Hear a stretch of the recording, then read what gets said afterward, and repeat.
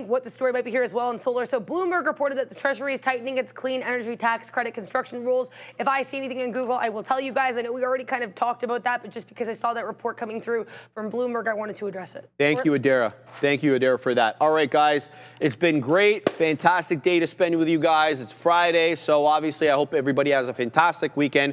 I'll see you guys momentarily at the green screen. Get it, boys.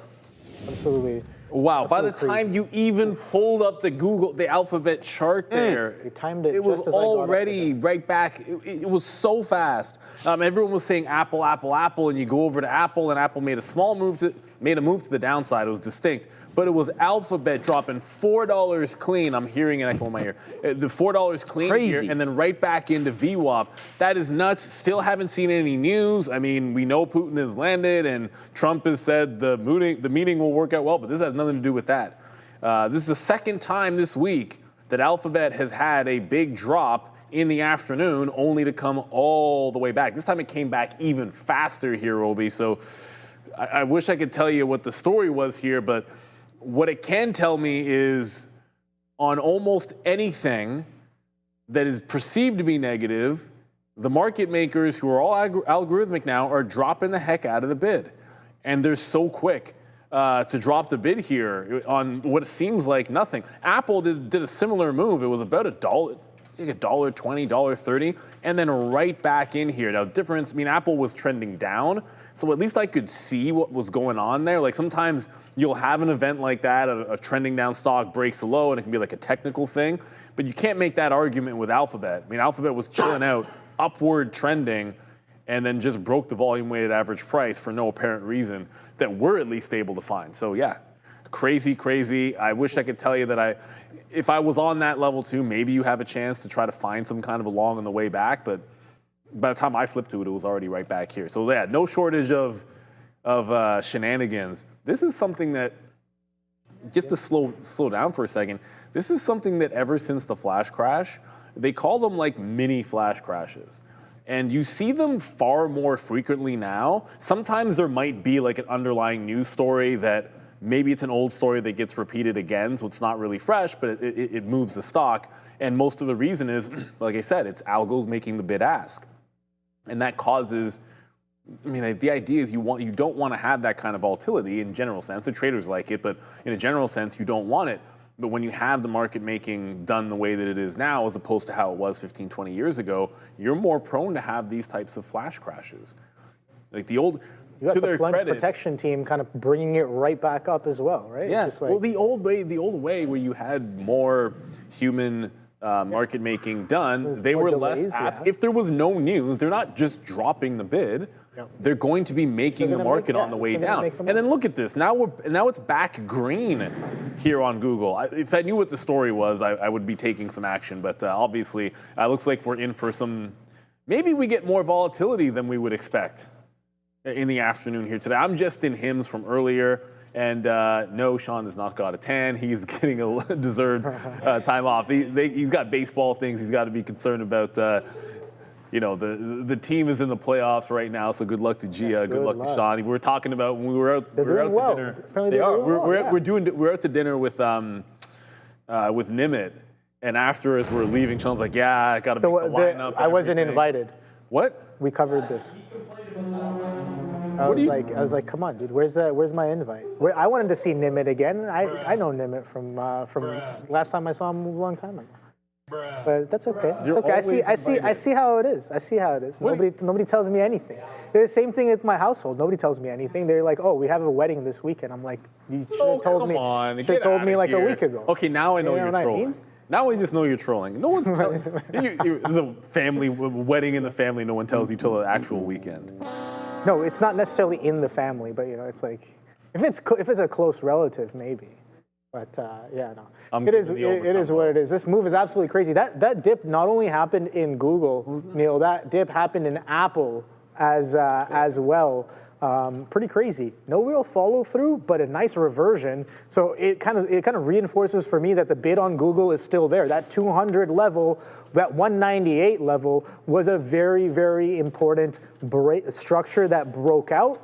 and we finally sustained above that 200. And this action, this crazy action, the wipes into 200, this is not the first day that this has happened. This has happened, what, 2 days ago? Oh, yeah. On Wednesday? Literally 2 days ago. Literally 2 days ago. The same action that gets bought right back up, kind of showing me and telling me, we spoke about this earlier, kind of showing me and telling me that the bid on Google is definitely there. When prices get pinged like that, it shows you that market sentiment almost right away. Now, if that wick gets violated, if these two wicks get violated, let me pull up the chart here. I'll pull up the 15-minute chart here on the goggles so we can see what I'm talking about here as well. So, oh boy, look at that wick. That is a real wick. I will take off all of the indicators so you can see that very clearly. And look, a very, very similar wick coming in on, I guess, 236 on Wednesday, 13th, August 2025. That was just 2 days ago.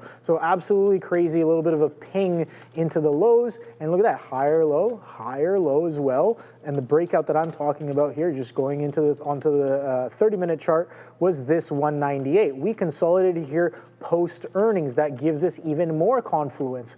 Earnings day one high, earnings reaction high, multiple tests, can't push, can't break out. And this day, I think I was here last Friday, I was involved in that 198 break because I saw that flat top push starting to build in and starting to break. And oh boy, this is some strong confluence for continuation as well. We know that Google is one of the names that has not gone to its all-time highs just yet. But we're nearing that pretty closely. 206.56 is what I have from the week of February, the first week of February of this year. And this week's high, Neil, has been, what is that? 206.44. So just about 12 pennies away from all-time highs. And just to answer, starting to get a little shaky. There's a question in the chat, it's like who's making those trades? There's very few human traders fast enough to buy that dip. So you really just have algos battling algos. Like you have like the sell.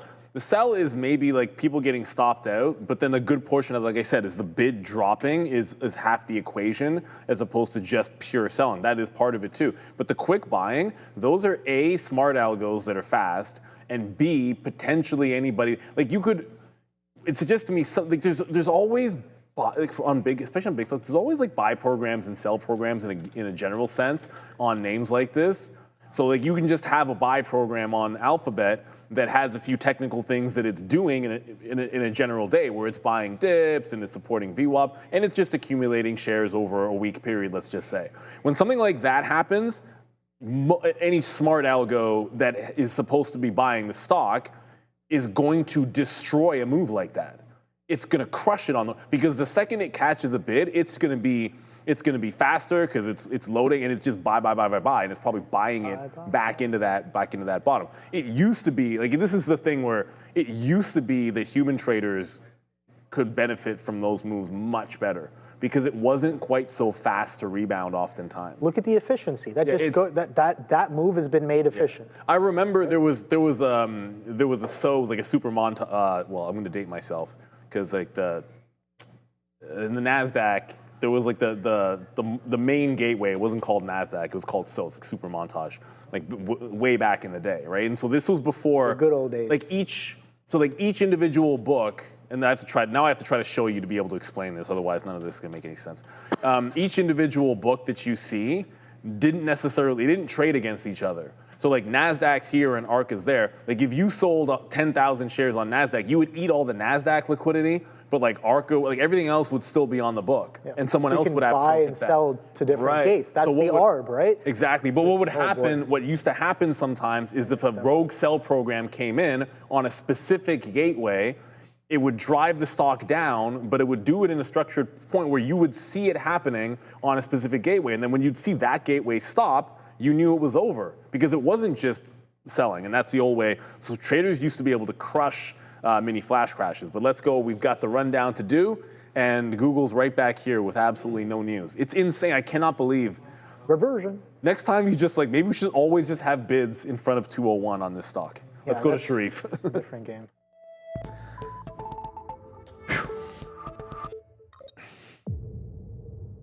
Welcome, everyone, to the Afternoon Rundown, the show where you decide what we talk about every afternoon. OB in for Sean.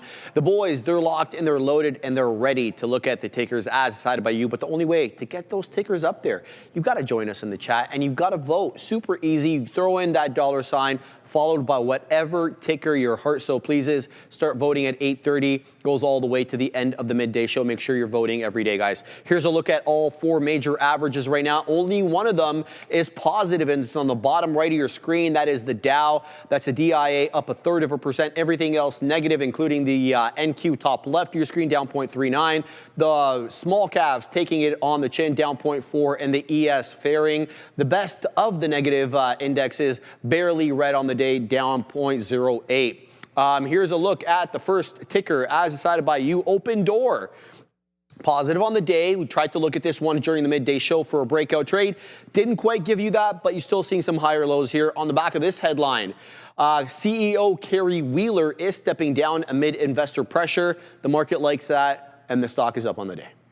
Yeah, the market likes it because one of the founders called for the, well, maybe not the firing, the resignation or a change of the guard with the CEO. And then you had Eric Jackson, also shareholder, who was highly critical of the CEO, saying they needed to go. So the market did like this. Unfortunately for Open, like I'm 1 for 3 in flat. It's like lose, win, lose. So I'm flat on the day on Open. I'm actually trying to bid it again because every single time it's come in to VWAP in this 330 range. I'm just going to draw this to show you why I'm bidding now.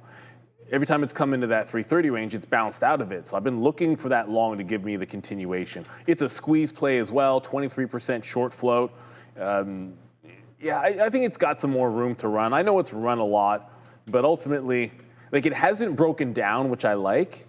It just hasn't been super clean unless you've been waiting for under view up. But it's putting in higher lows. So I put this wedge in so you can see it broke out the wedge. I kind of missed it. I was on the bid trying to catch it and did not get this 336. But I want to be long in the 30s, give it to the bottom of that wedge and see if it can't finally press into the high. So I'm still looking for the long here in Opendoor. As I said, 1 for 3 on the day for it. But like the short float, think the catalyst can be good too. Just would love to see a little more follow through.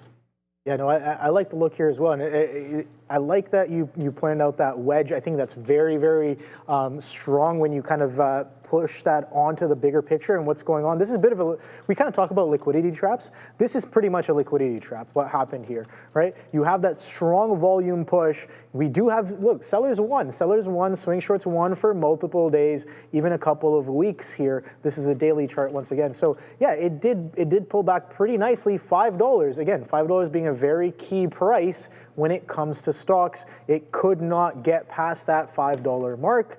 And then we see that selling back-to-back days, even a couple of weeks of just consolidation, but we can't really break back below this, what was that, $1.50, $1.70 price low, and then you can see that volume starts to get really, really low here, even through earnings, nothing too crazy, just doing more of the same. You can take a look on a 3-hour chart that encapsulates all of this price action pretty nicely. You can see right here, Neil, even if you want to call it simply just a trend break, look at that, beautiful. I already have an anchored VWAP on here. So that kind of signifies to us who's in charge. Sellers are definitely in charge below here. And once we break, look at the explosion of price and volume that we're getting when we reclaim this double top, triple top, anchored VWAP, so much different confluence. Everybody's going to be like, oh, but did you look at this indicator? Did you look at that indicator? The thing about the best kinds of trades is a lot of indicators are probably very positive because it's aligning on different frames. Now, you can just simplify that by using support and resistance. That's what I like to do. And you can see that explosive action coming in after the buildup into this 260s area. I think we're definitely poised for a little bit more, but the question becomes, do we have enough oomph to push back into that high area right there, into that $4.97 area? No idea, but if this is going to continue and stair step higher, I think that's well within range. The next high incoming, potentially, if this trend holds, is that $4 mark right here on the day 2 of the strong push into $5. So definitely something to watch out for. Are you open to trade this? I don't know. Let us know in the chat. Yes. No, just killing it with those puns. All right, UNH next. Great day for UNH, but it really started running after the bell yesterday. On the back of this, yes, Berkshire Hathaway is taking a position in UNH. It's their 18th largest holding. Obviously, Berkshire Hathaway is Warren Buffett's company, but he no longer runs that, guys, at least by the end of the year. If there's one thing we know about Berkshire, now obviously there's some discussion about whether or not this is a Buffett pick or whether, you know, it's something that maybe he advised on, but certainly was not his pick. And I tend to agree with Adair when she said it doesn't feel like a Buffett pick. All that being said, when was the last time Berkshire Hathaway initiated a position in something as a value play and didn't buy more in the future? I don't remember. Usually, if they start, and like I said, it's the 18th biggest holding, they have a lot of cash on hand, they can buy lots of companies that sit in the Dow if they wanted to. That's just how it is. So I would be inclined to think that you could have a benefit that they're not done. That said, nobody knew this was coming. This was speculated about a while ago. When I say a while, in day trading terms, it's like for at least the last few days. It's something that was talked about and speculated that there was a mystery stock, and then very early a lot of people were saying it was UNH. So that somewhat accounts for the run-up going into it. Maybe that's why it's been a little frustrating today. I know in the chat I saw that I wasn't the only person that probably should have gotten a little bit more out of the long. Didn't catch the lows. Played it off of VWAP, kind of missed some reloads there, and then when it failed the opening range high, really anticipated we were going to get filled down into the volume-weighted average price and never got back in. I'm not chasing it up here. I do think this move has room to 320 at least, but whether we can get there today, I'm a little bit skeptical. I'd like to look for another re-entry point into this. If you're looking swing, thinking Mr. Buffett and Berkshire might not be done with this, and the 50 period in the 280 area give you a little bit of cover to work off of. So that's probably where I would look, certainly. And I'm just speculating that they're not always done. I remember how great it was when they were just consistently buying more and more Oxy. Like they said, we're buying some Occidental, and then from that point on, they were just always buying it in the same price range, buying it in the mid 50s every time, and all you had to do was go long in front of that level for like a year, and you'd get an easy swing trade while also collecting a dividend. It was great, and then eventually it broke because they stopped buying. So maybe they do something like that with UNH. So you got to watch out and look for levels to emerge, and maybe trust them a little bit more than you would. Yeah, I think the story's been building up pretty interestingly on this one. And again, I just want to reiterate what we were talking about in the pre-market session here. This reference low, if you look at the volume bars here, some of the strongest volume bars, I would say, of the year on this quadrunk, the follow through. Again, we had that strong earnings. UNH has been in a little bit of trouble, and then we get that aggressive selling, and then maybe more selling, continuing to take us lower. We have sideways consolidation where maybe longs are positioning in, but you can see anchored VWAP, which is a great indicator for kind of showing where the average participant might be sitting. Shout out to Mr. Brian Shannon for bringing this indicator into the light for a lot of us here. So yeah, 328.80 was that high, and you can see a failure to follow through brings us into more selling, and we got even more selling through the earnings, the prior earnings report as well, which took us through that reference low. Now, we could not trade or sell off much further than some of that high volume price action.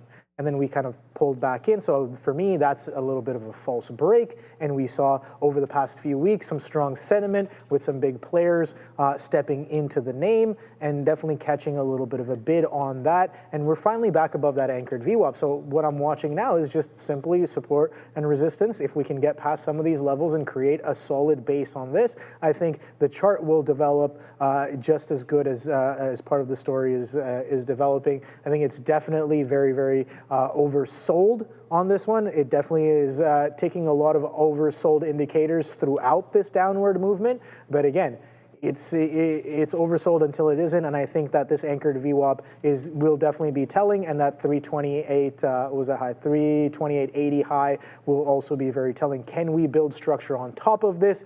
Can we nurse UNH back to health? That's the real question. All right, guys. Nvidia is next. Multiple headlines today on Nvidia. This one just basically tells you that DeepSeek was trying to use the Huawei Ascend chip in exchange for the H20. It didn't go that well, so they're going to have to delay the R2, which is their next model, over the R1. Separately, you also have the Chinese regulator pushing their tech companies not to buy these H20s or any other Nvidia chips for that matter, citing security reasons. So a bit of a mixed day for Nvidia today, down, but still closer to the highs. Yeah, and it was an excellent discussion that you guys had. Well, I mean, all of the discussion of the news is excellent, but particularly about Nvidia and what's going on with this chip battle, to be sure. And look, my point of view was sort of along the lines that when they say it's secure, when China says it's a security concern and we're going to dissuade our companies from using Nvidia chips, that's a negotiating tactic, because the strongest negotiation point for the U.S. is the need for AI chips. This is the new frontier. This is the battle that needs to be waged. This is the battle that needs to be won.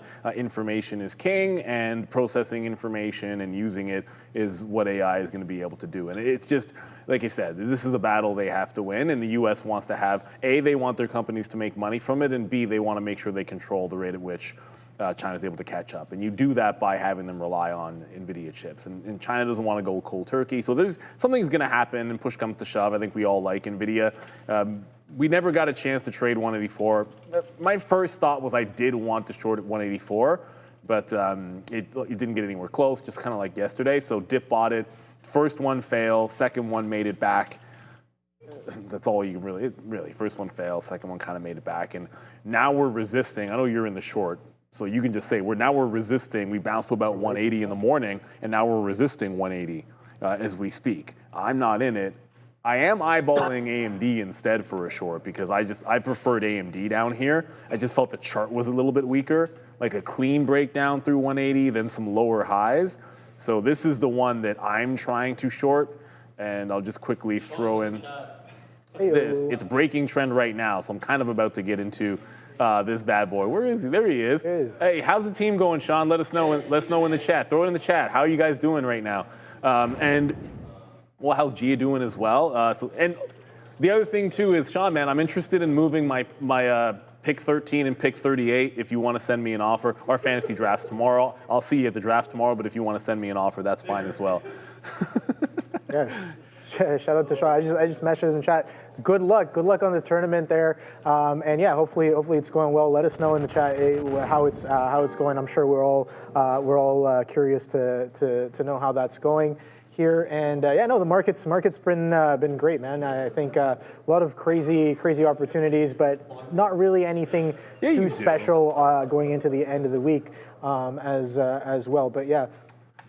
Let's see, solar stocks moving on Treasury retroactivity news. Yeah, I guess we kind of looked at that before. TAN run, first solar as well. Okay, interesting stuff. But yeah, no, Nvidia holding that 180, Neil. So I like that look. We're still well within trend, right? These are those April lows we keep talking about, and we've only been catching a strong bid. Don't forget, this is the market leader. So when we're holding trend like this, I definitely want to respect that. That 180 on the intraday has definitely been a little interesting here. We're attempting to push some fresh highs, Neil, but this 184, a bit of a level hold, almost reminding me a little bit of that level hold on 198 on Google, but this is closer to all-time highs. So 184 as well. Maybe that's coming in this week or next week, no idea. But this 180, Neil, has kind of shown us a little bit of oomph today. This consolidation that we had, I think we kind of talked about that. There was size on that 180. There was confluence with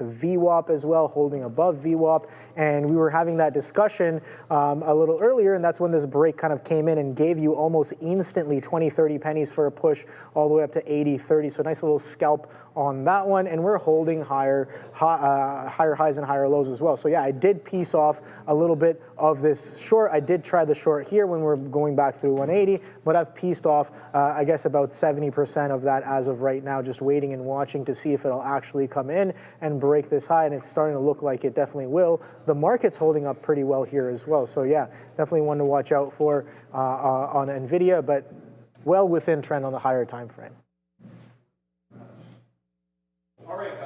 Oh, yep. All right, guys. So VinFast delivered over 35,000 EVs in Q2 of 2025, marking a 172% jump from last year. That brings their first half total to more than 72,000 EVs, and that's up over 200% year over year, with stronger sales usually in the second half. So they're not done yet. They're on pace to easily double 2024's 97,000 units, guys. They're also crushing it on two-wheelers, with nearly 70,000 e-scooters and bikes sold in Q2, up over 400% from a year ago, and with gas-powered two-wheelers being phased out in Hanoi and Ho Chi Minh City by 2026, the growth potential looks huge. You can find them on the Nasdaq under ticker VFS. So check them out right there. Move on to Intel. Shout out to the Ho Chi Minh Trail. Who knows about that one? All right, guys, Intel next up here. Donald Trump, the administration, the United States government, apparently, according to reports, exploring investment opportunities in the beleaguered U.S. chip maker. We'll have to keep an eye out on that. It reported yesterday, and you can see the price action there rocketing up, but we made newer highs, guys, during regular trading hours. Yeah, Intel, wherefore art thou, Intel? Oh, everything just shook there. What's happening? Oh, you guys don't see it, but anyways, it doesn't really matter. Intel, it was a long before this. Come on. Lip Bhutan, it's like Lip Bhutan leave, you need to go immediately. Mm-hmm. And hold multi-year support. Holds multi-year support, where you could have bought this one for the last, come on, at 19 a year, I guess. Yeah. Then on top of that, you have a positive meeting. It's you invited to the White House and nothing, have a positive meeting there. Oh, they're doing some great things and positive comments. And then naturally, after it runs up and starts trending up, Intel decides to completely blow it out because the government wants to take a stake in it. Now, we don't get too political. I tend to think what does government have any business doing taking a stake in a company? This is no financial crisis. This is not. You can make an argument for national security. I don't think it's a strong one, but look, I like the notion. I like the notion of having critical industry. So you really do want some production at your home, and we saw that with COVID. I think with chips, it makes a ton of sense. You want Intel to succeed, and you don't want TSM to be making 80% of the chips in the world when it's such an important part of the market. I get that, but taking a stake, there's other ways it can be done.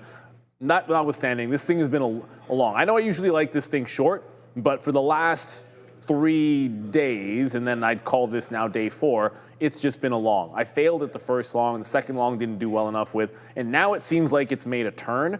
If you put this trend line on a 15-minute, it just broke that trend.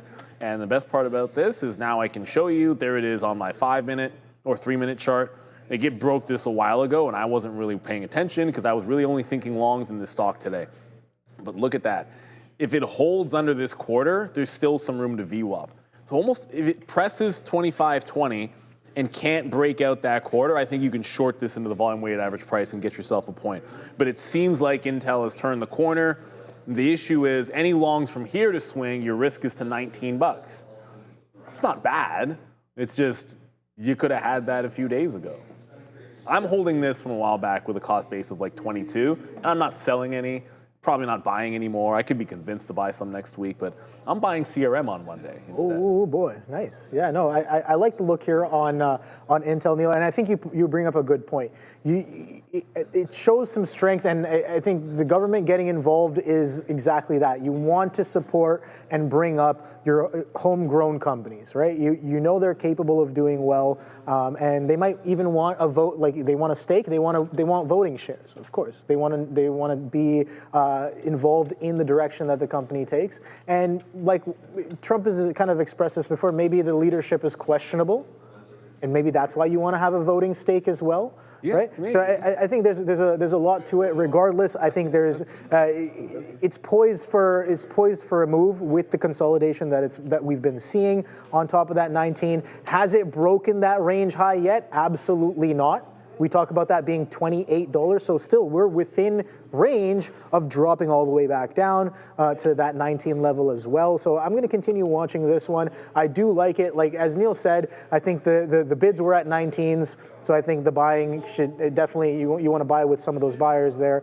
as well. But it's had quite a nice move. I was involved in it a little bit on the midday show as well. So this is what I did. I kind of got short here at those wick highs. I liked what I was seeing on the tape here at that 25 halves.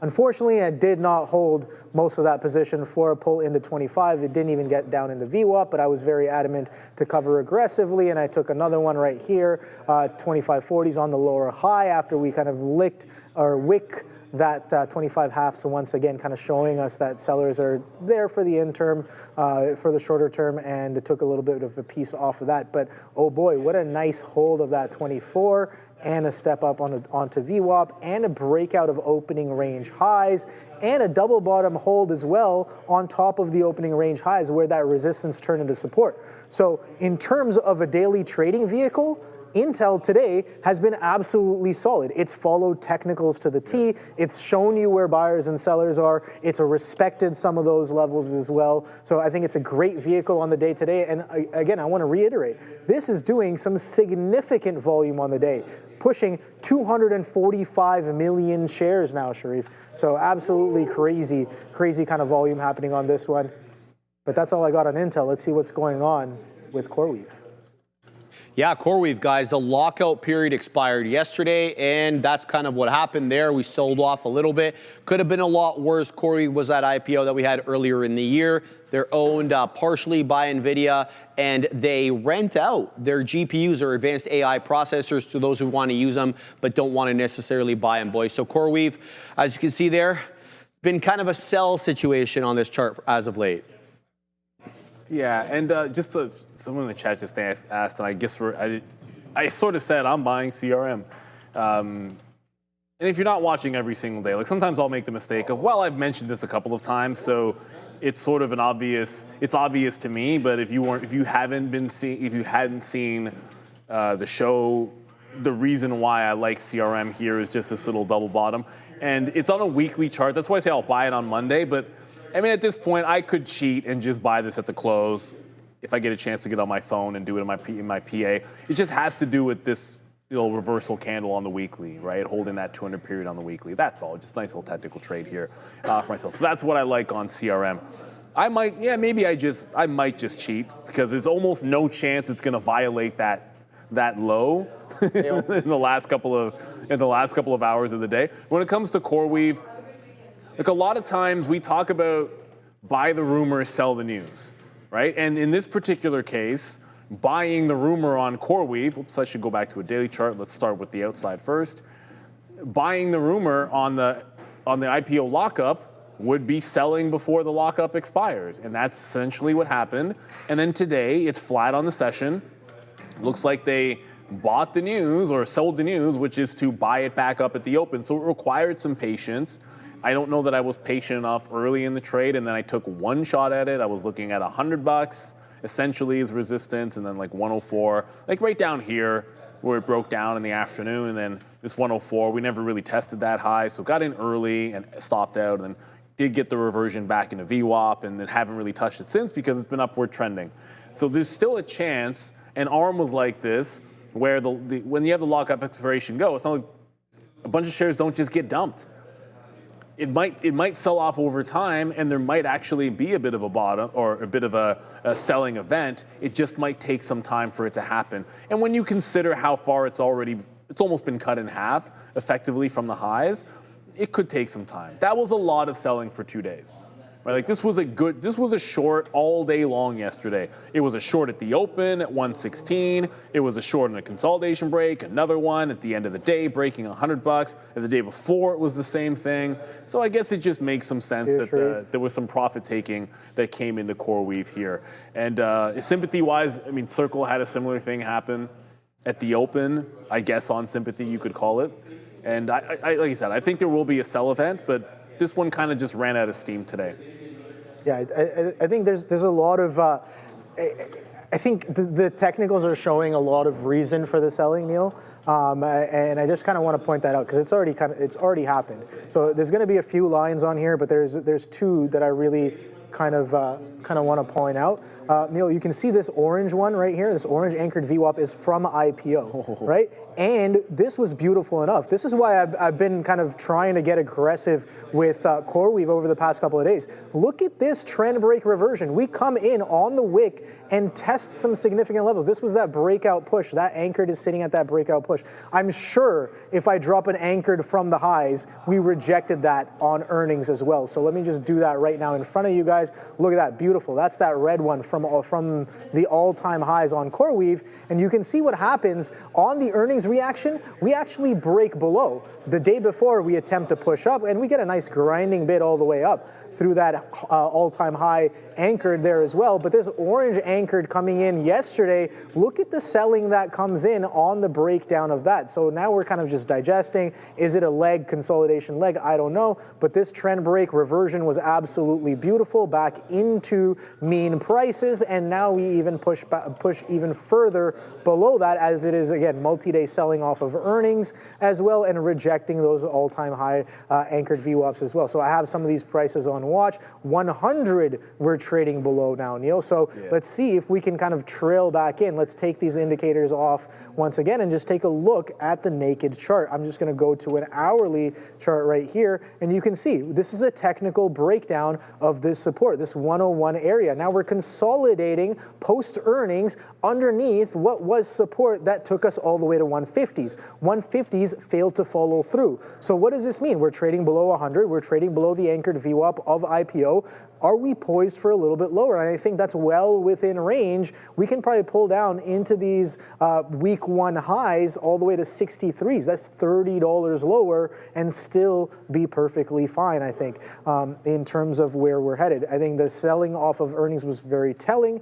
That failure to follow through of 150 and the 100 was very telling, or is very telling as of right now. Let's see if this consolidation continues and breaks a little bit lower as of right now. Oh boy, man, that Intel came all the way down to $25 from 25 halves. Yep. Now, again, I was talking about this earlier. The kind of liquidity that Intel can provide is immense. We're talking almost 250 million shares traded on the day here. Let me pull up the Intel tape so we can take a look at it together here. Intel trades on the Nasdaq, not the NYSE. There it is. Break through that 25 right now, Neil. As the market maybe breaks this uptrending bid that we've been having, this Nvidia the shorts are working. I hope the shorts are working. My Nvidia is just still sitting where it was as of right now. Intel, I really like. Oh, HIMS. I gotta get a. I might need to get a UNH breaking trend as well. So very quickly, let me just show you. I might be getting out of this trade. HIMS, pretty much sort of an all-day trend break. I caught it here, an all-day trend break, and now I'll be punching out of that. Is it just? I'm gonna eyeball it and show you. You look at enough of these, like I know it was breaking trend anyways. So got it when it broke the all-day trend, took the short here, rode it, let it pass through VWAP. Market was looking like it could bounce. I was eyeballing it, might have punched out there. But now I see it break the trend, I jump out of the trade. So that's the structure I'm looking for. The other thing is two things happening right now as the market tries to roll over. Firstly, Sunrun, all of the solar names are still holding highs, not going as parabolic as before, but are just absolutely holding trend. 39%, Enphase is gone, Sunrun, right down the line. They're all going ham this afternoon. But also BigBear.ai has made a move this afternoon. Now, there was nothing in particular this afternoon on BigBear.ai, but there was a story this morning because they launched a next-gen cargo security management solution, partnering with Narval Holding. And that was this morning in the pre-market, and essentially nothing was happening on BBAI. So that story didn't really do much of anything for the stock. Maybe it was a technical break or just a VWAP hold, but the volume came in late, and now it's breaking out over a prior high. I like the 15-minute better when I show you these, because then I can show you the gap that it's trying to fill. So right in here, since the earnings dump, this high was 608. We've now broken back above that. So consolidating that 6 level. I'm not saying it fills in this gap and goes to 680, but that's what the gap is. And it's doing volume now, and the market looks like it's rolling over. So I think that's the kind of thing that I would want to be involved in. So this dip, if it can hold on to $6, I think is worth it. And I don't know, that's actually strong. Whereas, you know, I would love Opendoor to do something, but 340 has been a bit of a brick wall. It broke it once, it was okay, but it's not moving. So if it's only going to go sideways here, I'll leave my stop in if it loses VWAP, but BBAI is going to get my attention, I think, this afternoon. If it can hold at 6, there's a lot. I know it looks pretty parabolic and it's up 5% and it's Friday, but there's a lot of room when you zoom that chart out for it to go. And if I can get a bounce off of 6 and grab 04s or 05s, that's light risk to be able to get it back into the high of the day. So BBAI is going to go up on a side chart for me. And if you see it pop in, that means that I think 6 is held and we can move on from there. Ooh, Jeff in the chat, Circle is up 8%. Now, whether it's just because the other recent IPOs have caught a bit of a bid today, CoreWeave, of course, not really selling off like gangbusters on the expiration of its lockup. So Circle catches a bid. Figma, I believe, was still catching a bid the last time I had looked at it. It's still catching a bid right now. Yeah, and Circle is very strong. I did short this, but again, sometimes you have to have a lot of patience. And then, as I was saying with Hims earlier, it's okay to be wrong. It's not okay to stay wrong. And if the trade only wants to give you a little bit, then that's what you take. It came into the only level I was interested in shorting, and then made a bit of a trend break. I missed a trend break, left the order in, was able to get it short. It failed to follow through. So I actually got out of it before it broke away. It just didn't feel right, so stepped out of it, and it's still trending higher. Now you could do something like this or draw trend lines on it. I think if it does fall over, there's a lot of room to VWAP. But this feels to me like a little bit of it feels like a trap long. Like, look at the daily chart on Circle.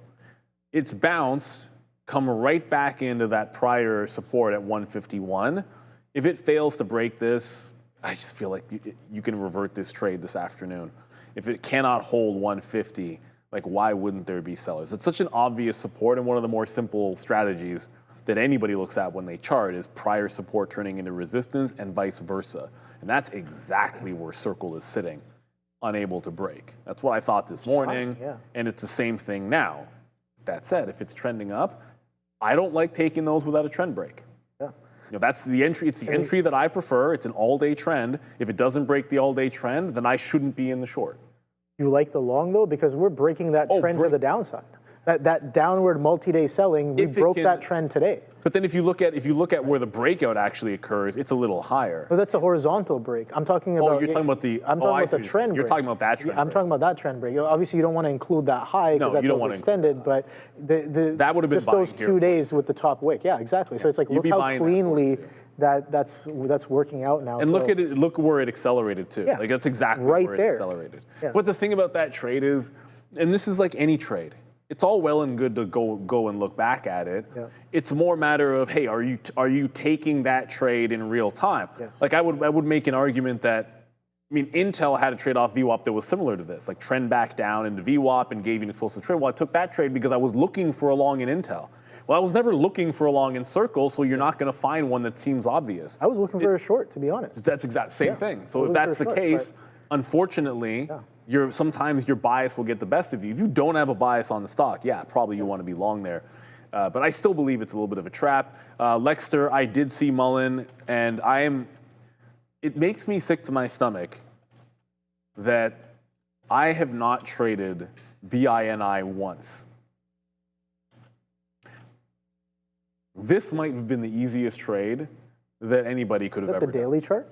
So anyways, so for anyone that doesn't know, Mullen changed their name to, what do they call themselves now? Bollinger, thank you. Adara forgets nothing. Bollinger Investments or whatever the heck they're, whatever. Traded off the Bollingers. It doesn't even, wait, but I can't even pull one. And I For the record, I wish I could forget the name of the Mullen company, but unfortunately, as you know, as Neil, as you said, it's all here. As long as you don't buy it, it's fine. I think you're okay. And wherever you bought it, you've been getting rinsed. So this is Mullen, which is now Bollinger Investments. Hey, shout out to Bollinger, the champagne. It's pretty good. But since they changed the name, and reverse split for the 7 millionth time. It's been a short every, well, actually, no, there is a green day. Oh, crap, there's a green day in there. Okay, so, well, one of these, how is any of these days, which one of these days is green? That's cap. They're all red. It's just a small red day. Every single day, you've been able to short the pop and just short it at the open, short it at the open, short the pop, short it at the open, short it, blah, blah, blah, until it's a penny stock again. So lesson learned, the next time they get away with, and I don't understand how this actually is allowed, the next time they do a reverse split and get away with further dilution, as long as it doesn't break out on day 2, once it does the breakdown pattern, short it every day till you stop. That's what the hedgies do. Seems to work for them. Why can't it work for us? As a day trader, you just get in at the open if it sets up, and you hold it all day. Then you wake up the next morning and you rinse and repeat, assuming, of course, that you have locates. And yeah, my fam, it is my most hated ticker. And I've actually probably only ever made money trading Mullen, and mostly to the short side. But the reason I hate it is because when we started on YouTube in 2020, I remember like this was like it had one of these runs in the first year when everything was going meme crazy, and so it had a nice run kind of on that. But like it was easy to forget like what it usually does because it kind of sustained a little bit better. Like it sustained much better during the meme craze than it usually did. And so lots of people seem to want it on the way back, and we get tons of questions about it. I'm like, this company just keeps rug pulling and diluting on everybody. Why would anyone want to buy them? And I don't really know much about them fundamentally. I just look at the chart and see the disaster that this thing is and wonder how anyone can want to invest in it. But I can see why hedgies want to short it because it's free money and it puts their kids through college, assuming that's what they want to do. But anyways, we're going to go to Adair in a quick little second. I want to get over to BBAI because I think this, oh, sorry. We're not just yet, but I want to get to BBAI. Great, guys. So exciting news for Canadian sophisticated traders. Beta Pro by Global X Canada has just launched 6 new triple leveraged ETFs offering 3 times bull and 3 times bear exposure to the S&P, TSX 60, semiconductors, and US Treasuries. Even better, they're offering a special fee rebate, dropping management fees to just 65 basis points until December 31st, 2025. These ETFs also employ currency hedging to seek to neutralize US dollar exposure, providing performance that may more accurately reflect the underlying US equity indices. If you're a tactical, sophisticated trader looking to amplify your performance, check out betapro.ca/3x daily to learn more. What's up, Adara? Yeah, just so you guys know, I have a stream open. It's Associated Press right now of this Putin-Trump meeting. Is just a view of a hill, I'm guessing, in Alaska. It's hard to find video coverage of this. Again, it hasn't started yet, but apparently Trump is making some comments. He said he'd like to see a ceasefire out of his meeting with Putin. And, quote, he would not be thrilled if he doesn't get a ceasefire. But I do want to mention here, keep an eye on UNG, boil some of these energy-type plays. Why? Because I guess also here, related to the situation with Russia, I'm seeing a report apparently that the U.S. has had internal discussions ahead of the Alaska summit on using Russian icebreakers to help develop some gas and LNG projects. Keep an eye on Pepsi, too. Apparently, there are some reports here that Pepsi's attracted a major activist investor. The stock is not doing too much. Back to you. Thank you very much. Wait a minute. Thank you very much. Thank you very much, Dara. There it is. Got to every single time. The stream is watching a hill in Alaska. No, it's interesting because they better. I don't know that it'll be market moving when you get a ceasefire, but it's certainly a positive. Obviously, as Adair said, natural gas, what you want to watch. Maybe a little bit of oil. That's what's going to matter the most. The wheat prices, if you're trading futures, things of that nature. But for the equity markets, for the most of us, it's not going to matter too much there. Oh, don't break out yet, BigBear.ai. Consolidate and allow me into the consolidation and then break out the high, Big Bear, which it's not letting me in. Let the right one in, and that one is me. Breaking news, Opendoor announces CEO. That's right, that's from this morning. But I wish Opendoor was moving the way BigBear.ai is, but it just keeps on running into a brick wall at 340 here on Opendoor. It'll hold the VWAP. We can hold the VWAP. we can't run away and release from the volume weighted average price. Like I'm sitting here long at 37 in this huge consolidation and nothing is happening. I have one order at the high, which if I get that out, then I'll just start washing back and forth. Washing's the wrong word. It's like get out, reload, but I'm not doing it till it gets to the high. This stock doesn't seem to want to do much of anything. BigBear.ai is certainly moving a heck of a lot more than that. Let us know what you guys are watching. Because I pulled up if you look at the all day, no surprises here on a little stock visualizer.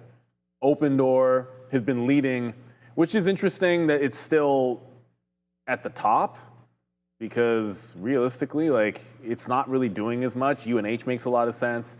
Nvidia, I'll do a fresh start. Let's do that. Yeah, let's get a fresh start. Thank you, Andre. We should do a fresh start.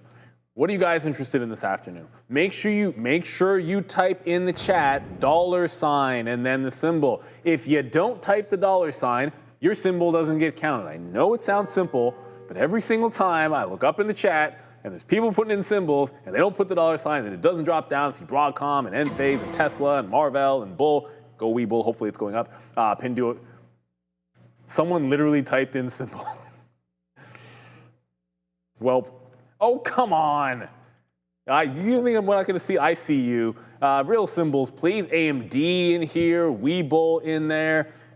Eli Lilly. We haven't talked about Eli Lilly also. Right now it's a 3-horse race. Lilly, AMD, Open. How is Open still winning? I just told you it's not moving right now. And it's back up to the top. See, now you just told me. Oh, there you go. There's AMD. Here we go. This is oddly, all right, so, yeah, oddly fun. Like, literally. That Lily's now in second place? The irony being, like, Open just broke VWAP to the downside.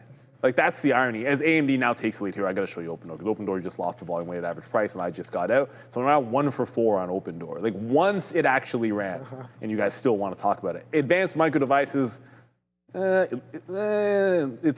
it beats Lilly. For now, let's just say AMD is winning. It's not doing a lot, but it is trend down all day long. And regardless of what you think about the run on AMD, it's been spectacular. You can't take anything away from Nvidia, but AMD has been just on an absolute tear. Often days it's moving better percentage moves than Nvidia. Again today, like on a day where they're both down, this is down almost 2 points, Nvidia is just over 1. This 185, it's a wall on the daily chart. It's been a wall for the last couple of weeks. And so when we rejected it, I have a good reason for not being more bearish on it yesterday, but certainly today was bearish on it. Didn't catch the breakdown at the open, had other stocks as priority, but then shorted the lower consolidation. The only problem is it's been making higher lows into the short. All right, I have to cop to it. I took a little cheeky long in this as well, though. Like so, while I was still short, it did this wedge break, so I reversed long and then started shorting at VWAP again, lost, waited till it got down to VWAP and shorted again. So I've been favoring the short. Whoa, something has happened. There we go. We just lost a bit. That'll work. Let's go. That'll work. Nvidia. So Nvidia just had a bit of a tag to the downside. VWAP hold, though. Yeah, instantly VWAP hold. You can see that candle came in on a bunch of stocks. Yeah. It's across the board. It's like they just dropped the bid for like a small amount on every single stock I was watching. Like even BBAI just picked me up on that consolidation. So it's just like everything dropped the bid for a quick little second. And that's the thing is, it's not as if that was a big move. So the reason why you'll see us react, do I have the camera shot where you can see all of my charts and all my level 2s? Tape. I don't know if you guys can see the Twitter. So anyways, like I've got multiple shots and I have multiple level 2s where I can see the tape of everything. So what'll end up happening is, I'll see the stock that I'm short pop down like 20 cents, and then I'll get long in BBAI. But then every other level 2 I'm looking at, I just see the bid drop and the tape go red in a split second. And it all happens at the same time. So it's like it's really distinct when you're looking at a bunch of charts. That's why you'll see us react that way. It's not because it did a Google. It didn't do a Google move down. Like if AMD and Nvidia did one of these, obviously that would be a little bit more distinct. But that could have been anything. I'm not even sure that was that big of a deal. Sometimes the algos just, they release the bid, or they all hit the bid at the same time, or whatever. And you get these little candles like that. And it wasn't even that much volume. That's the crazy thing. So it was more of the bid releasing than it was anybody selling. And who knows? You can speculate. Some people saying, yeah, it's OPEX day, it's options expiration. So there's all kinds of reasons that it could happen. Maybe it signals something, but I'm going to be shorting in the VWAP here anyways on a reload of AMD. I don't know why I'm above. I think the top's at 178. So I want to get a better price the next time up here. And BBAI came in as well. So I just picked up, it's New York, not Nasdaq. I just picked that one up off of the bid. So looking for this to hopefully hold trend. I didn't want it to break out until I was long. Well, you want the dip? I got the dip now. Tight risk on this, because this is a consolidation. If it loses this consolidation, there's really not much of a point being in it, because then it's breaking the trend, and I'm not going to sit there holding a trade at 3 o'clock all the way to VWAP. Even if it's only 20 cents, it doesn't make any sense at all. So we'll have a relatively tight stop on BBAI, looking to see if this can break out that top. Yeah, I'm just kind of staring down the tape here, looking for that continuation, and it seems like it's not really there. That flush pinged. That flush pinged VWAP, and we're catching a little bit of a bid, and I'm just sitting here being like, yeah, don't do that. Because I like the short, but again, that 180 was a little interesting on Nvidia, and with a market-wide flush like that coming in and just VWAP absorbing, I gotta pay closer attention, especially when my when my average is near VWAP, even though my average doesn't matter. I do want to see if we can sustainably hold below this 180 going into the close, or do we just chop that 180 around? I know Joe is not here, but I'm curious what the 180 chain looks like, and depending on what it looks like, we'll make a decision on whether or not some of those chains maybe close at zero today as well, or not. Today is some sort of expiry. Yeah, third Friday of the month technically today. Neil. Did you say technically? I mean, that's kind of like an is or isn't. Yeah. Well, the first was the first Friday, right? So it's so it's the fifth. Yeah, so it's on the 15th. It happens every now and then, and it catches you off guard. Boy. But it's not like quarterly or anything. So it is a big expiration, but it's not the big quarterly one. Yeah. Yet. That'll be big. So what's cool about next month? Yes. September, you get the quarterly rebalances, and you also get the Fed rate decision. And in the middle of the isn't MSCI soon? Well, yeah. Oh, that's true. You also So you have multiple index rebalancings in September, and then you will also have witching quarterly witching, which is bigger, and you'll also have a Fed rate decision. So mid-September is going to be pretty volatile. Let's go over to Adair. Looks like we have some news. Drop that bid. Yeah, keep an eye here on oil ahead of this meeting between Putin of Russia and, of course, Donald Trump, president of the U.S. We're hearing a lot of talks about, I guess, what's going to happen here if the meetings fail. We're hearing that apparently the U.S. is considering more tariffs on buyers of Russian oil if the talks fail, or just further penalization of these buyers, including potentially China. So not only could this meeting have, of course, already international repercussions with regards to what's happening in Russia and Ukraine, guys, but it could also impact these China tariff talks, because China will likely not like it if the U.S. decides to penalize buyers of Russian oil, including China, should these talks go through. So there's continuously a lot here hanging on these talks. Back to you. Yeah, they can't. Yeah, I see in the chat everyone's like, these talks are going to fail. Ugh. Yeah, like you said, you want it to work, but I'm skeptical. I'm skeptical as well. I can hope that it happens, but I'm a little skeptical. I was looking across the board to see what isn't falling and what isn't looking weak, that isn't a small cap name. Alphabet's okay, but the problem with Alphabet is, well, how good would you feel on the bit of this stock after this happened? Maybe that's not the one. I'm not seeing. That makes me not want to trade it. Because if they're going to pull things like that, these are the things that the SEC should be looking into. There goes the bid on it. Well, the thing that I would want to trade would be if it that's so unnatural, right? Of course it's who's punching? Okay, fair, I get it. It's an open market. It's a free market. Somebody can choose to push into 1 million shares into the bid if they would like crossing $5. That's perfectly fine. And it seems like that's kind of what's happening there. It's just you have a lot of liquidity to sell. And you're just pushing into the bid, and that gets corrected right away, because once your order is done, the market balances itself. But that's absolutely crazy. Think about it from multiples of participants, right? How many people are in thousands of shares of Google right now, maybe trading it on the intraday, and you drop down a few dollars like that?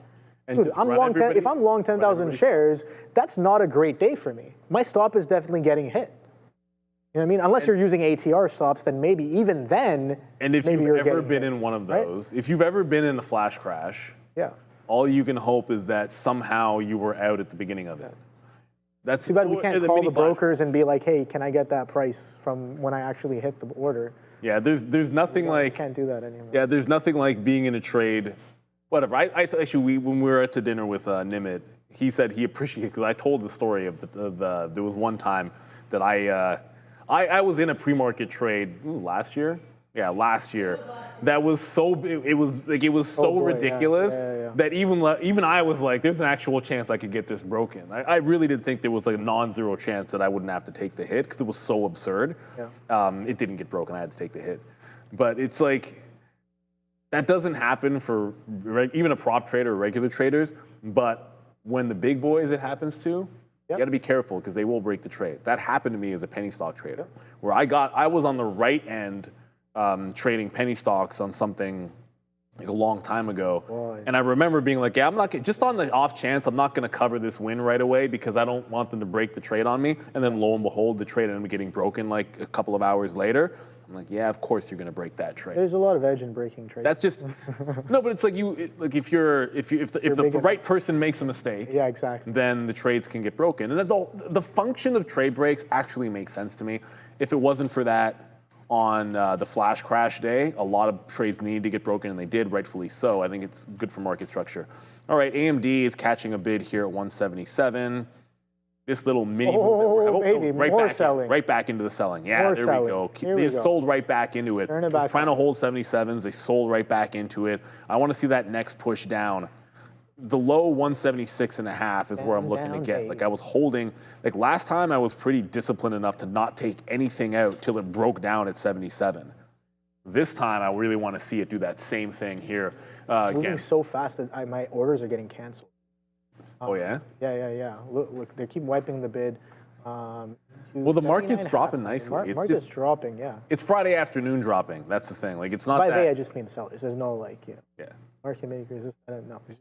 Oh no, Participants. UNH. Participants are the they. Well, so there's no direct news causing. collect? Someone in the chat's like, any news? What's causing this dip from Salvador Jimenez in the chat?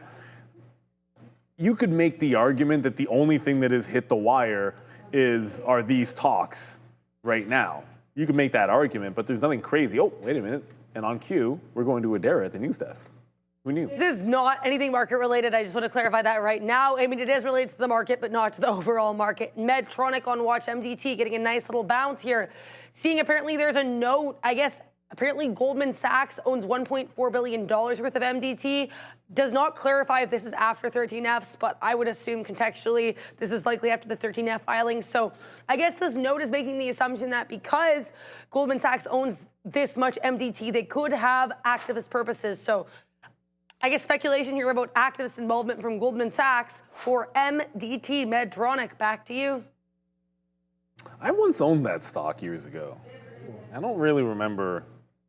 I know I don't anymore, but I haven't looked at that chart in a while. I just jumped out. If I said if the bid caught up again, it tried to press through 177. It looked like it was doing a good job, and then the buyers came in, immediately met with selling, and then it came right back in, and it just looks like it's recontrolled 77. I'm going to short into VWAP again here on AMD if we get the chance. BigBear.ai doesn't seem to be doing anything.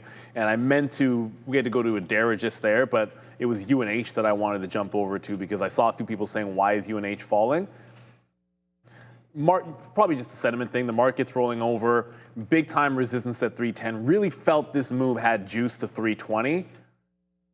And we've talked about it before. You mentioned that you have at 328, you've got an anchored. You have this high as well into 329. I believe you said an anchored VWAP was under. Yes. Up there as well. Yeah, So the you have a lot of from the candle, the crazy sell-off candle. yeah from this one. Yeah. Yeah. So the anchored VWAP from And then here is that somewhere in this range. volume note that's when the CEO got shot, I think, or no? Is that is that earlier? No, that's before. Okay, that's not the shot house candle. No, basically all I was getting at is I think structurally, like this move from here in the 290 and the 50 period has room to at least test to 320. I keep saying 320, but really it's like 328. if you want to be really distinct about it. That said, it doesn't have to go there all in one day. So it could be a long-off VWAP. I don't love something like this in the afternoon with its spread. So I probably stay away from it, but I still think the long is good. It just seems to be running out of steam with the rest of the market. But everything else on the daily chart, when you pull it out, it looks absolutely fine. Still, just kind of regular Friday afternoon selling. BBAI has resumed very slowly creeping back up, so was able to get there some 11s first, and then I bought 10s after. I still have an average price closer to 11. At some point when I take another fill, it'll probably correct to 10 because I bought at each of those pennies. But now you're starting to get up a little bit. So I wanted to break the high. I'll take it out there and see if we can't get to the quarters. It is 310, so you are running out of time for this to actually follow through for me here. And you don't want to sit there thinking that this trade's not going to fill in the gap completely. Like we're probably not going to, maybe 640, like this gap, but not the gap in here to like 680 or $7. I'd like it to get to 640. That would be ideal if we could catch a bid going into that level. I heard another oh boy. By my count, that's at least 77 today. Okay. So you got 23 more and you get to 100. That's very unscientific. I probably just made that number up. I mean, you need at least 100 per day to keep the...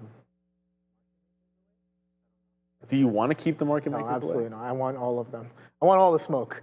I'm joking. Like I was saying before, a very integral part of markets and how they work there as well. If I wasn't short biased, I probably should have gone long on AMD there. Dude, on that flush, the market starts selling off pretty aggressively, and VWAP just absorbs on Nvidia so well. Just all of that selling, just boom, boom, boom, boom. Sure, my VWAP on this chart is in the 70s, but my other VWAP is sitting, where is that sitting? At, I think 69, 70. 179.70 is where that's sitting at. So we did get to a low of 48s.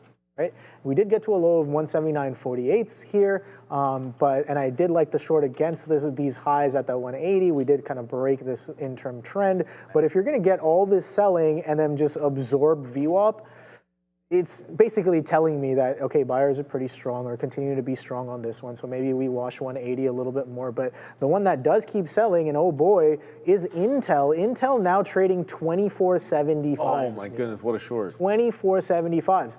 I did not hold anything. I did not re-engage, nor did I participate in the strong selling. Like, look at the it's kind of hard to see here, but the volume expanding a little higher as we push into VWAP, giving us some more confluence there for maybe sellers staying in charge. What's up, Adara? Donald Trump and Vladimir Putin have shook hands. They have met outside in Anchorage, Alaska. This meeting should hopefully be happening soon. I'm just watching the Associated Press coverage. If I have any more details, I'll let you know. They're walking off of a platform together. They have not really responded to press yet, but like I said, handshake on camera. They're getting into a vehicle, likely to a second location. If I have any more details, I'll let you know. But this meeting, I guess, could potentially start soon, guys. Back to you. Yeah, so they probably got the good in that limousine that they go in. You just yeah. Have you seen? Seen like? There's not a lot of information out on the new presidential limos, but some of the old ones, there's like a breakdown of all like the armor and the different things, and yeah, they definitely have some of that in there for sure. This is the compartments in there, but I think interesting stuff. Rich. No bar railing. Up in that for sure. I bet you that. But yeah, it should be interesting how this meeting kind of unfolds. It should be interesting the kind of volatility we may come into in the coming weeks, or in the coming week specifically, next week on this kind of news. And I guess, people are talking about oil moving around. That makes more sense. I'd be watching a little bit of natural gas as well coming into this. And speaking of that, let's just see how some of these commodities are doing. Oil and gas. I think that's specifically what I want to take a look at here as well. So let's take a quick look at crude oil futures. These are 15 minutes delayed for me, but that's fine. I'm just looking at the bigger picture trend, how we're coming into the end of this week. Let's just go straight to a weekly, take off the VWAP here. I always like to look at bigger frames when I'm when I'm kind of looking at commodity charts to capture, again, bigger picture kind of stuff. Here, nice little pullback in 2020. We've only been trading higher. And nice little consolidation, right? So this consolidation break is kind of what I'm looking for here on crude oil. The highs being just shy of 80s, I think 76s, and then some flat lows, double bottom, triple bottom, maybe on top of that $50 area here on crude oil, and then natural gas as well. Let's take a quick look at our Henry Hub. On the weekly, and oh boy, yeah, a little bit of downtrend there. So we had that strong push coming into 2025, and there was a lot of talk about how, you know, natural gas could be used more for heating and whatnot, but we're kind of coming back all the way down. So beautiful reversion off of that, I guess, $5, $5.50 level here on natural gas. And I think you can trade, if you don't have access to the futures, you can always trade cold and boil on those. So cold is the short ETF here, or the ProShares natural gas, and I think this is this is leveraged 2 times, or I think it might be the boil KOLD. KOLD. That's the short ETF, and then boil. I don't know how it is ultra short. I don't know how many times. I don't know how many times. It might be 2 or 3 times, but I don't remember specifically off the top. But yeah, so that's the look there. Yeah, careful with those levered. Both of those. Yeah, you got to be careful with the Widowmaker. Well, just day trade. They're fine for. We've said this a million times, but I feel actually, and this is important because we had this conversation with Nimit, one of our viewers. We went to dinner with him, and one of the things that he was saying to us is oftentimes, like, you guys will think that something you're saying is simplistic and maybe you won't repeat yourself because you've said it before, or you won't spend time on like a simple concept. But for a lot of people that are watching, if you're new, maybe you've never heard it before, or it does matter and it is important, because the whole notion of decay on these leveraged ETFs is something that not everybody is familiar with. So if you are ever trading an ETF, first, know whether it is a leveraged ETF, and if it is one, understand the decay. Well, the easiest way to look at it is just chart it on a higher time frame, like a daily chart, versus the underlying asset, the actual equity or whatever it might be. If it's GQs, or just put the Qs up, and you will see that they don't perform over time in the longer term the same way. That's because of decay. So you should only be day trading and maybe very short-term swing trading on those leveraged ETFs. It's really important.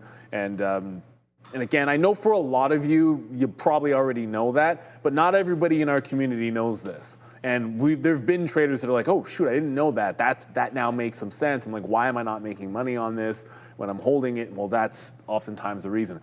So I don't know why Robinhood is running right now. It's up a couple points today.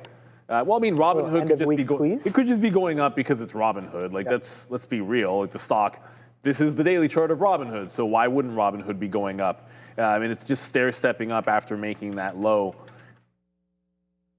Wow.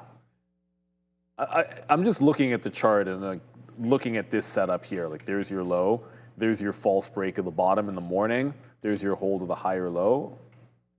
Yesterday was a good day, but it could have been a whole lot better if you take trades like that. I wasn't looking at Robinhood yesterday, that's the problem. But stair step to the upside on Hood. This is a name that has been, I suppose, everyone wants it to go into the S&P. I still think it's going to happen. But I was wrong, and it ended up being like Block. Hey, how's Block looking right now, S&P 500? You won't put Robinhood in. Actually, hold on a second. Let me look first before I just criticize how Block has been doing since it got added to the index. Make sure it's still, oh, yeah, look at that. Hey, we're adding Block to the S&P 500, and oh no, now we're down. We're not going to add Robinhood to the S&P 500. Oh, it makes all-time highs. Yeah, so what does the market think? Which company's better? Which one do you guys like better? Is anybody, here, I want you guys to throw up in the chat, throw up 1s for Robinhood and a 2 for Block or XYZ. And I know this is a stacked game, but I'm doing it for fun. So put the 1s and 2s in there if any of you are going to put any 2s. I suspect there aren't going to be any. Oh, well, there's one. Yeah, oh, there's two. I swear, there are some twos going in there. Some of you actually, like, congratulations. You like block 4. I don't know what 4 is. I saw someone put Webull. I'm down with that. I love Webull as well. We own some Webull at 10.69, and that was on purpose 420. That's a great number. 60. The chat's now you're just trolling with the 69 and the 420. I get it, but there was at least Still got an hour, guys. Calm down. 85% of you liked Robinhood, which was exactly predictable. And Daryl Flinch, yes, said Webull. Yeah, Webull's not going to get in. Well, we may one day. When Webull's a long way from index inclusion. That being said, we like some Webull. $10 was a great bounce. And sometimes you don't have to be all that smart. You don't have to be that smart to have liked it at $10. And you didn't have to be early to like it to get it at $10. Anybody could have had this off $10. It trailed right down in. It held support. That's from June 4th till it started breaking away on the 24th. So essentially, for 3 weeks, you could have had this thing under $11. Both Sean and I bought this, and we're like, we're buying it in front of $10. And then it gave it to you for 3 weeks. It did sell some in front of 18, but I'm still holding that thing. So it looks absolutely fantastic, and I'm holding it. It's not gonna. Look, I regret not being in Robinhood. I know I've said that before. I cannot bring myself to buy it up here, and I will not buy it up here. But yeah, it's probably more like 90% of you. I'm overstating how many of you dropped a 2 in there. Nobody really seems to like block anymore. It's falling out of favor. Yeah, I mean, looking at that great trade, by the way, solid. Cool. That 10 to 18, that's amazing. Just almost 80% within a few days. I know, but I'm reacting because someone just punked me in the chat. What happened? Good one. Too big to fail in the chat. Did you get alerts on your pager when you started trading? Okay, so first of all, I didn't have a pager. That's a good one. Pagers may or may not have still been a thing, but I didn't have one. So how about that? Sure. Pagers were definitely a thing. You're way pagers are still a thing. You know, a lot of a lot of doctors use pagers right now. What doctors do you know that? A lot of them. Really? Yeah. A lot of them still use pagers just to kind of communicate within the I was going to say within the office, within the hospital. And we didn't fax orders either. We did have to. You did have to get on the phone to the exchange to status orders sometimes. Like some of my friends, they're like, "Oh yeah, I'm on call," and they're on call with the pager. Okay. So maybe they're still operating on older systems at those specific hospitals, but they're still in use. See, Bailey in the chat saying IT people still use pagers. There you go. But yeah, no, they're still very much in use. I think it's like it can be like a private, closed environment. You don't have to give away your phone number for texting or anything like that. Yeah, no, I think they're still in use, Neil. That's all I'm saying. You were looking at that bull chart, and I was like, I want to know how our friend Bullish is doing, and not really living up to its name here a little bit. Kind of, we actually broke day 2 lows. We actually broke day 1 lows off of the opening action here, but we're still sustaining. So coming into next week, oh boy, just looking at the weekly, we know it's a red candle with a very, very strong wick at the highs, Neil. So that low of 68, I want to look for that low of 68. And if and when it does come in, do we sustain even lower? Does the bull turn bearish? I have no idea, but I think this is a little poised. This is the weekly chart on Bullish, right? This is the first week we've been trading. A nice strong wick. Just looking at the hourly here as well. Look at how we've been trading. Just kind of a flat. I wouldn't call it a flat bottom just yet, but we're building lower highs after some aggressive selling off of the open, right? So I like this look and that continuation. Unfortunately, this doesn't trade any options right now. That is going to break down. So nicely, yeah. When it breaks down. And you're risking, I mean, real risk is to 85. So sure, you can risk about $15, but the downside potential, what was the IPO price for this one? 37. So well, yeah, they originally were like 33s, right? Yeah, low 30s. Something like that. It's like, they settled at 37. You know the underwriters are probably not defending 69s. That's what we're trading at right now. Well, they are now. You know what I mean? Seems like. So it's just like there's definitely one price that they actually definitely care about, and that's the IPO price. The 37, if you ever see it again, there'll be a bid there. It always happens, and I think it's guaranteed. But I have to do this. I am contractually obligated. First of all, I love this one. gotta make sure I even have the key for this. Do I even have the key? I better have the key. Tommy, showing Neil some power of Grayskull love. Well, how about this, Tommy? By the power of Grayskull.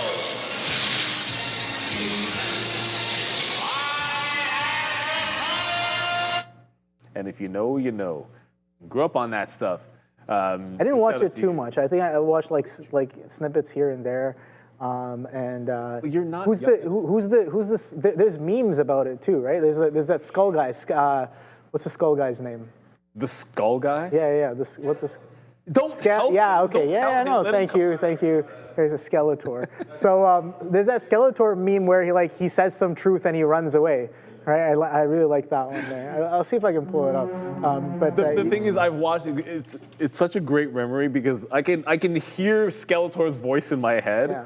Like, what kind of a villain has that? Like the high pitched. That's what made it so good. Is his voice was like the worst villain voice ever. Like he sounded like Starscream. Like he was. Anyways, I won't say. Yeah, I can't really say that. We can get. I want to say, come on, man. Like, how is he supposed to be the villain that actually scares anybody? Like, as a kid, you just laughed your ass off at how ridiculous of a villain Skeletor was. He wasn't, well, I guess maybe to some people he was scary. Starscream was the best, though. What I loved about Starscream in Transformers was he encapsulated that mentality you need as a trader, right? You've just got to keep pressing through. Like, trading is not easy. Like, you're going to have failures. You're going to lose, but you got to make the next trade. Like, Starscream literally tried to coup every single episode, and he failed every single time. But you know what? Starscream still tried to take down Megatron the next day. And he would fail again. And he would beg for his life, and he wouldn't die, and he always came back. And you know what? And at the end in the movie, he still lived, and Megatron got offed. And so that's the thing. You've got to stick to it. He showed so much perseverance that I don't care who you were rooting for that dude. I was always rooting for Starscream. I loved it. It's like, come back, keep trying again, man. You'll get him one of these days. It's going to happen. And of course, it never did. So this is I just made this. So you know what I mean. This is the meme format. So he comes in, he says some truth, and then he runs away, right? So I think this is very valid for those of you talking all that market maker, took my fills or whatever you want to tell yourself to go to bed at night, sound and safe.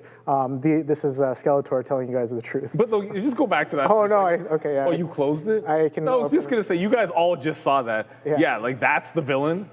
That's your scary villain. Oh goodness. Did I close it? Did I also cheer for the Roadrunner? I love Wile E. Coyote. Wile E. Coyote was. Oh yeah, I love that show. It was incredibly like the Acme. Is it Acme? He was really creative. Oh, so good. I mean, he was an idiot, but he was very creative.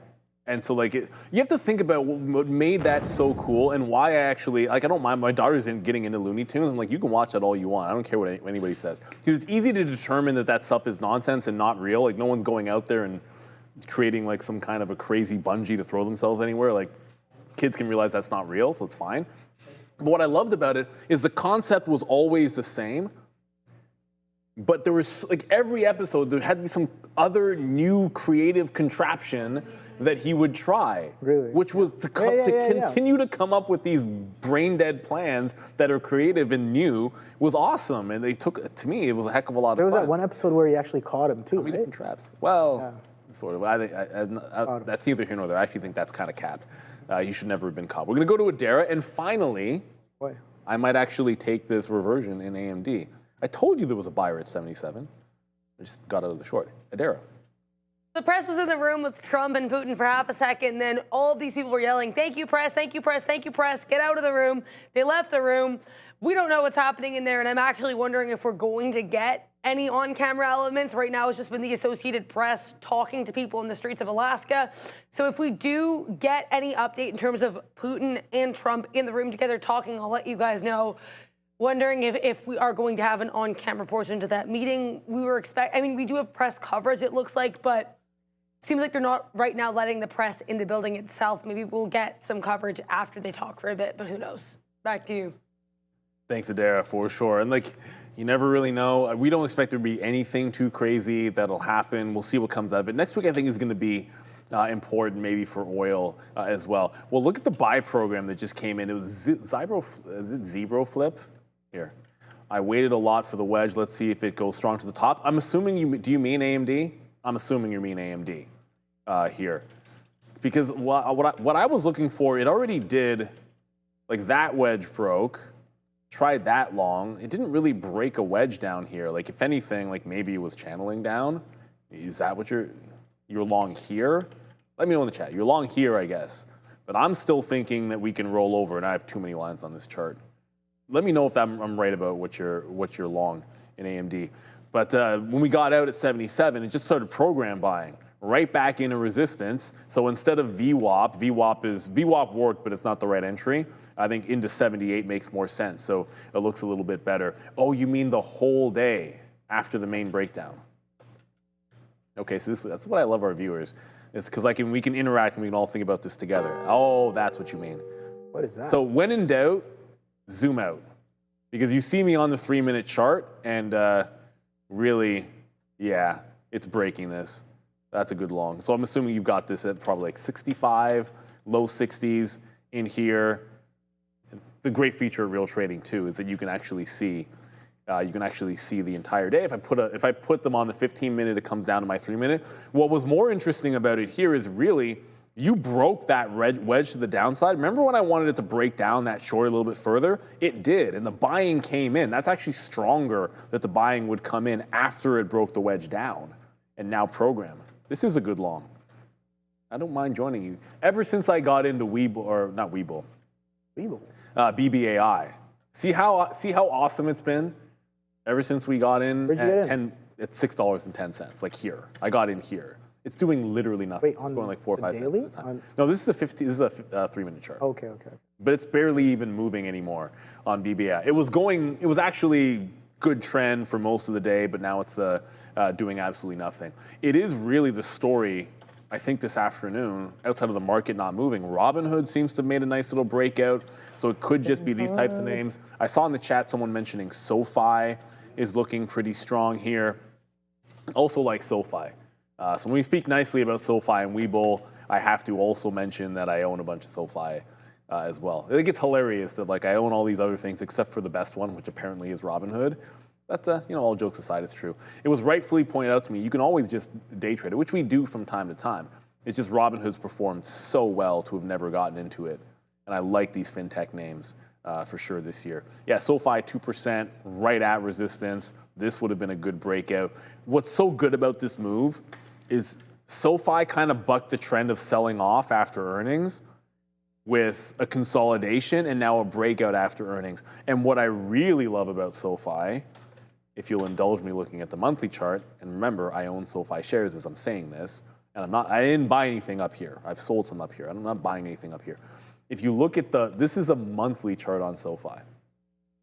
Coinbase had a similar one and kind of failed, but this is an impressive, a nice little U shape. It's trying to break out the lower high. If this can take out 28, sky is the limit technically for this kind of a move. I believe, let me see if I can show this on the monthly chart. Yeah, Robinhood has. So Robinhood had a similar move. This is why I always compare these. A, they're all in fintech. B, this is what Robinhood did when it broke that same type of a U. Well, you think, but it's gone from $10 to 85. It can't go any further. That setup can be very, very explosive for any IPO top on a growing space, on a momentum type space. I believe you can look at this on Coinbase as well, though Coinbase, unfortunately, this is what happens if it rejects. Coinbase rejected that high, and you see the deep pullback Coinbase is on because it rejected that kind of U-shaped breakout. But SoFi has a chance to do that this year, the back half of the year, to break out that 28, and maybe it pulls a Robinhood. So I did trim some going into it, but if it starts breaking out above, sometimes you can't be afraid to add as it's breaking out through that big high. It's not always about buying dips. I think it comes, I forget, I always misquote things, but it's always a lot of these long-term investors, they're basically like, the best way to kind of invest is to be able to buy high and sell higher. And that's the breakout trade, right? That's the breakout trade. You have to be willing, you can't be sitting there and being like, oh, I'm gonna wait for it to dip, I'm gonna wait for it to dip. Think about if you're doing that on Palantir, when has that really dipped? Look at the weekly chart. If you're waiting for dips on Palantir, like strong dips on Palantir on the weekly has done nothing but grind up. Take a look at this weekly. Sure, you have maybe this one dip underneath the 100, which maybe looks like a lot like the backside, but then that reclaims and pushes. So if you're buying this break, you're definitely buying overextension, but look at the continuation that's happening on this. There's a bigger picture and more, I guess, I wouldn't say fundamental, but bigger picture, cult-like following and buying that's happening here on Palantir. And oh boy, the backside, trust me, I'm waiting for the backside. And there will probably be a backside, but as of right now, there is no sign of this. And like weekly, monthly, let's go up to an even higher time frame. On the monthly, look at this, Neil. Where's the pullback on the monthly? It's not there, it's non-existent. Right? So it's like if you were willing to buy 100, you're sitting pretty. If you're willing to buy 120, this 125 break, you're sitting pretty. If you're willing to buy this 150 push, you're sitting pretty. Are you willing to buy this 190? That's the next question, right? So it's like, okay, well, I think that's a great example of that, Neil. We'll be right back from Madeira. So you guys know, briefly here on the Associated Press saw, they're cutting between a lot of things right now, but we are seeing it looks like they're setting up two podiums for a potential bilateral press conference here for President Vladimir Putin, President Donald Trump. Right now they're taking a photo in the room. Like the feed is really scattershot, cutting between a lot of different events. I'm not hearing anything right now. With regards to this, my audio is on. I'll keep you guys posted, but just so you know, there's a lot going on as we await to hear talks between Vladimir Putin and Donald Trump. They're switching the feeds a bit here. Back to you. Thanks, Adar. I saw in the chat someone saying Palantir could dump if there's peace talks. Yeah, of course. I think somebody also saying no war, no money for Palantir. Yeah, sure, maybe.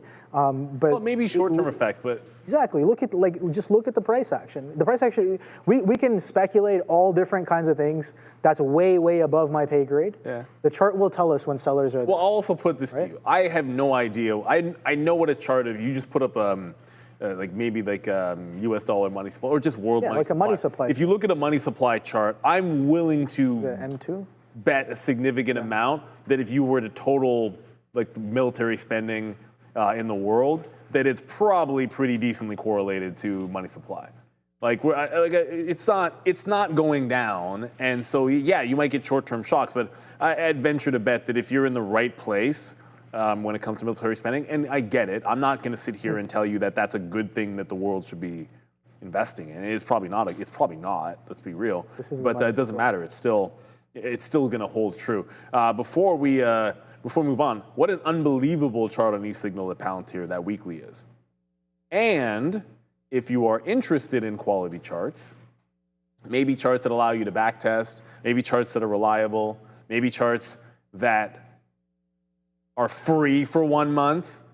And we've been saying this for a while. E-signal charts are free for a month. I don't know how long they're going to be doing that, giving the first month away free. But as long as they are, it behooves you to take a look if you're interested in stepping up your game. If you want charts where they're entitlement-based and you can add what you need, take away what you don't need, if you like screeners, if you like API access, if you like tick charts, if you like 5-second charts, if you want to be able to forward test your strategies, if you want to trade through 50+ brokers automatically, then maybe e-signal is for you. So you can scan the QR code in front of you, grab it for a month free. Hopefully it helps you out. We've been using it for years here. As long as I have been on this floor, there's at least been a few people that are always using these charts. And the other thing I wanted to say is, as long as I've been on this, the first day of training, I started in September of 2003. And on my very first day, we had classroom training for 3 days, then we went to the floor. On the first day of training, one of the owners of the company actually said to us, "So what's the most famous saying in trading?" And everyone sort of buy low, sell high. And you know what he said? If you're going to be successful as a trader, you have to get comfortable with the concept of buy high, sell higher. On the very first, that's one of the first things that got said by the owner of the company. Says if you actually, and it's so true. Like, how often are you looking at things like, I'm not going to switch charts. Here's an example, right? Like, look at BBAI. Just today, if you miss that dip buy and you anchor yourself to look how good this dip buy was at 550, do I want to buy it a couple of points higher? But look at the breakout. You're buying it at the high, you're selling higher. Now, ultimately, this long is not really doing much of anything. It's just kind of a scalp trade. But sometimes you're buying it at the high and you're selling it even higher because you want to follow the trend and not wait around for a trade that might not be there for you at any point. So, you know, win, lose, or draw, you got to be in the things that are moving. Let me just double check on UNH, not really doing much of anything. That's still pulling back into VWAP. It's Friday afternoon, and Adara is always at the desk, ready to give us more juice. Sad news for you guys right now in the conference. Right now, I'm just seeing the two podiums set up with the tagline "Pursuing Peace" in the background. If I have more info, I'll let you know. But I do want to preview a new series of infographics that will be released next week that I'm super, super excited about. I've teased this a little bit this week. I thought they'd be done a bit earlier, but I've been hard at work here doing a lot of research. We know that Donald Trump, president of the U.S., posts quite a lot on Truth Social. And I've noticed a trend recently where he's mentioning publicly traded companies quite a bit. This week alone, we got mentions of Lip-Bu-Tan of Intel. We got an interesting call out for David Solomon of Goldman Sachs being a DJ. And we're seeing this over the last few weeks especially. So this infographic goes back to October of 2024. It's a whole series. I've not posted the series yet, but this teaser title page is already available on X at TTV Research. We're going to get into the Tesla and Elon Musk saga, though there's a whole separate infographic on that anyway. We're going to get into Jamie Dimon and Trump's posting of an endorsement from Dimon that actually Dimon never gave. Lots of stuff coming through. I'm going to try to get the first of these out by the end of the day, but if not, come check out this thread next week, X at TTV Research. If you guys like weird random deep dives like this that are about the market, definitely tag me in this chat because I love giving you guys this type of content, and I want to see what you guys are interested in terms of infographics going forward. I'll let you know, of course, if Trump and Putin begin speaking. Back to you. Well, you know it's only going to get spicier next month when all of a sudden we have the Fed having to make a decision. I wonder, like, there's going to be, the rate of truth is going to go up if there is no cut. Let's just say that. Because everything is telling us that the market wants, as I'm trying to talk over, I always have to refresh that page. It does the same thing every single, we're down to 85%. We were, before we got that, like before we got data this week, we were actually at 100% chance of a quarter point cut, to the point that this actually was 99.8. Well, this was 99.8. And then you had over here, like the 375 to 4 was 0.02. It was actually a small chance of a 50 base point. Now all of a sudden it's like 85%. 85% chance that we get the cut. So the market, even though repricing it after we got PPI, showing inflation might be a little stronger than expected, possibly, it's really the market still saying we're going to get our cut. So if they were well, that changed from last week. Yeah, but if that was 90%. It was 90. It was 100% at one point. Yeah. It was 100%, and now it's back to 85. If they were to not cut, that's with a pretty hot number on the core PPI. So if they were to not cut, the market is not prepared for the Fed to pass and hold rates in September at all. Yet a lot of people seem to think it's actually a good possibility. So I'm pretty sure that the president's going to erupt if that happens. Yeah. Well, whether that matters or anything, I mean, look, it's going to. I still think we're going to get the cut. I don't see how they can ignore. You can't, yeah, whatever. I don't think they can ignore the labor market weakness because one thing, well, you don't really care too much about your economics degree, but one thing that has always been true is when it comes to weakness in the labor market, it starts slow and it accelerates. And it can get, like you go from, oh, there's a little bit of weakness in labor, we're monitoring, to like, uh-oh, we have a problem. Like that, it always ends up fast. So you usually don't want that to get out of hand. So when you see weakness in the labor market, sometimes you can be a little fast to react. I get it. Maybe there's going to be inflation through the tariffs. They have to balance that. But yeah, we'll see what happens. BBAI has decided to wake up a little bit here. I just got some 18s. Looks like it's going to be breaking through 20. Hopefully we get up to 25. There's no news on this thing. I guess maybe it just is. Oh, come on. Right. I think it's just squeezing end of week. Like end of people week are probably squeeze. sitting short. Well, against remember those highs. Like this is a big potential breakaway from 6 on the daily chart, and then the earnings dump, like it caught a bid instantly off. The earnings were terrible, by the way, on BBAI. Like there's nothing positive to look at the numbers. Doesn't matter. It's got squeeze potential, and people seem to like it. So it did squeeze on the first day. It was a great long, and it did nothing for 2 days. So it was a consolidation. Hold the low after earnings. What do we say? 3-day rule, right? Let it hold and make a bottom. Well, it confirmed that bottom and just a bit of a, I guess, technical breakout here. But it's not really filling in the gap well enough. Man, the sellers came right in at 20, didn't they?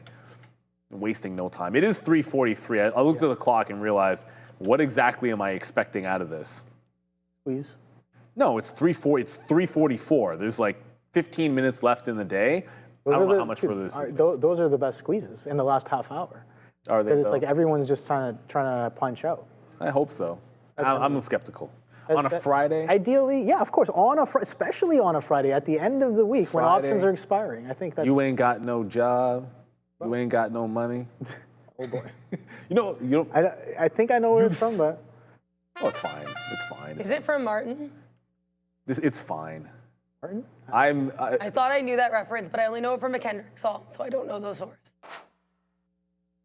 It's Friday. You ain't got no job. You ain't got no money. You ain't got shit to do. Nobody knows that. It's literally from the movie Friday. Now I just feel terrible. Come on, son. Come on, son. Everyone in the chat got that. Literally everybody in the chat got that. Bye, Felicia.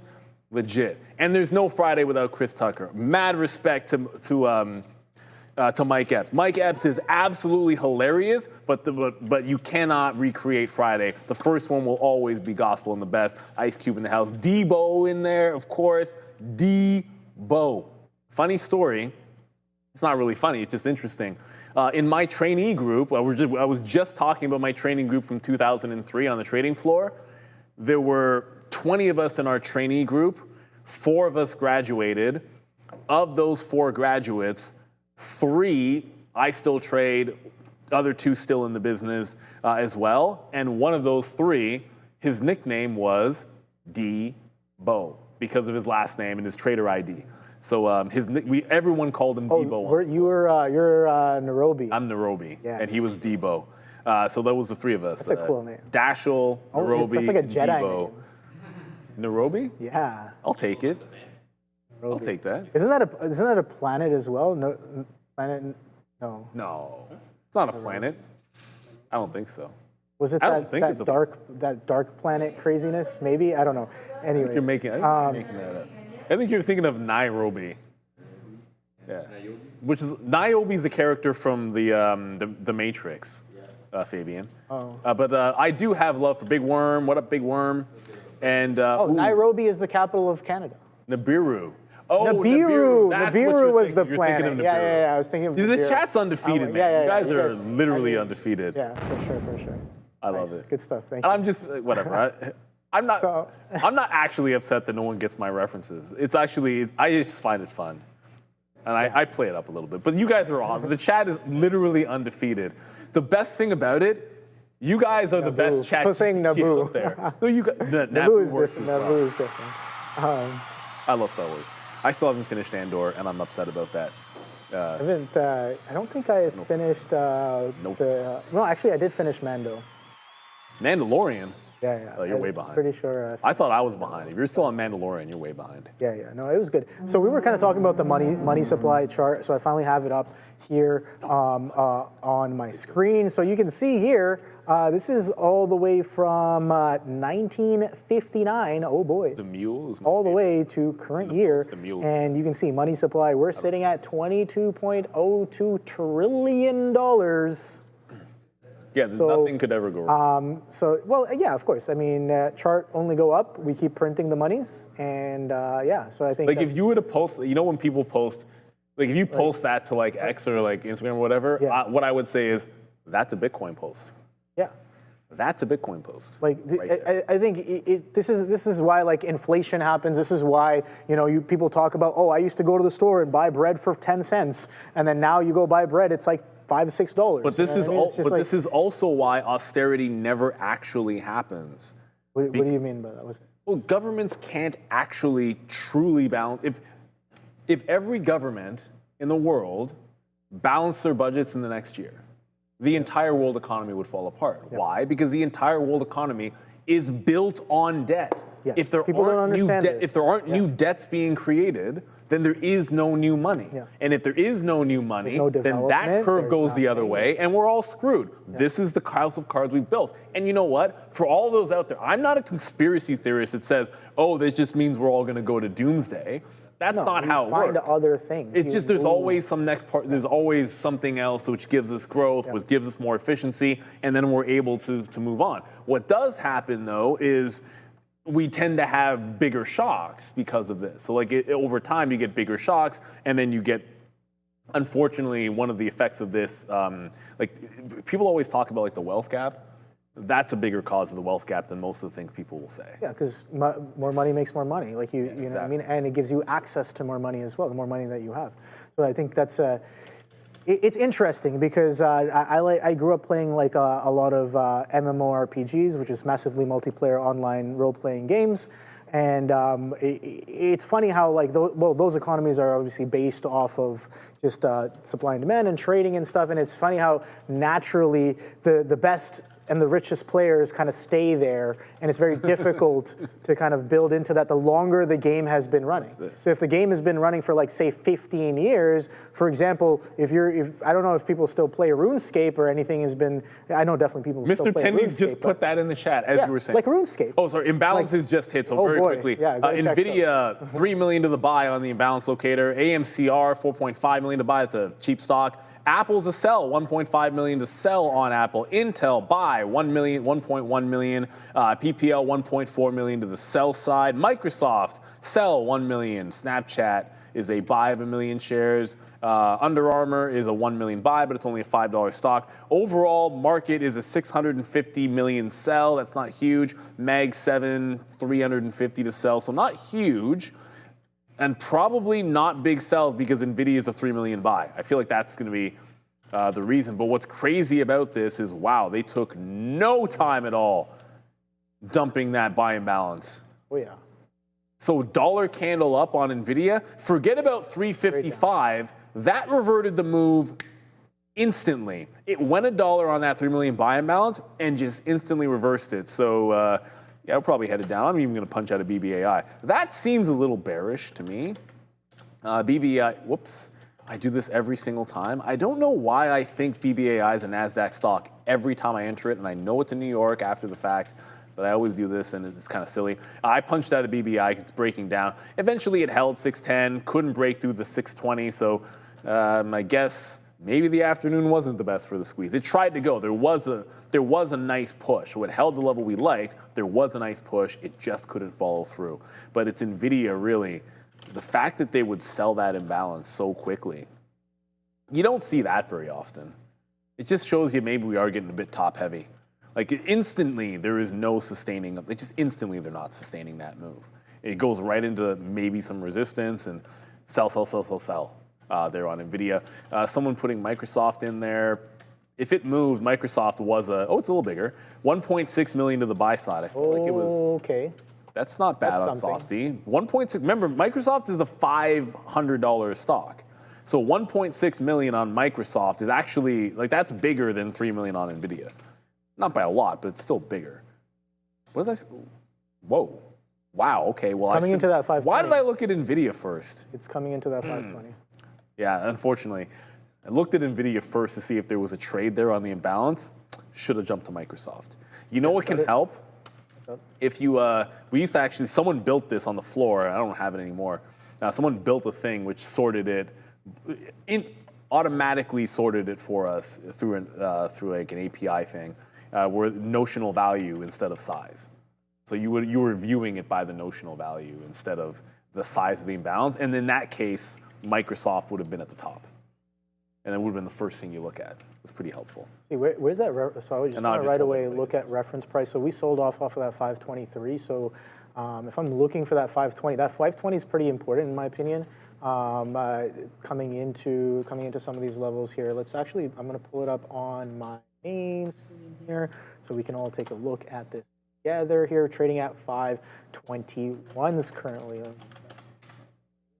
Okay, so yeah, let's see if this potentially comes in. I'm going to keep this imbalance locator right in front of me as well, so we can see how Microsoft kind of starts to move going into the 56 pairing event. We're still trading 520s, and this is what I kind of want to watch out for here. Okay, so we still have a minute left here. So Microsoft on a higher time.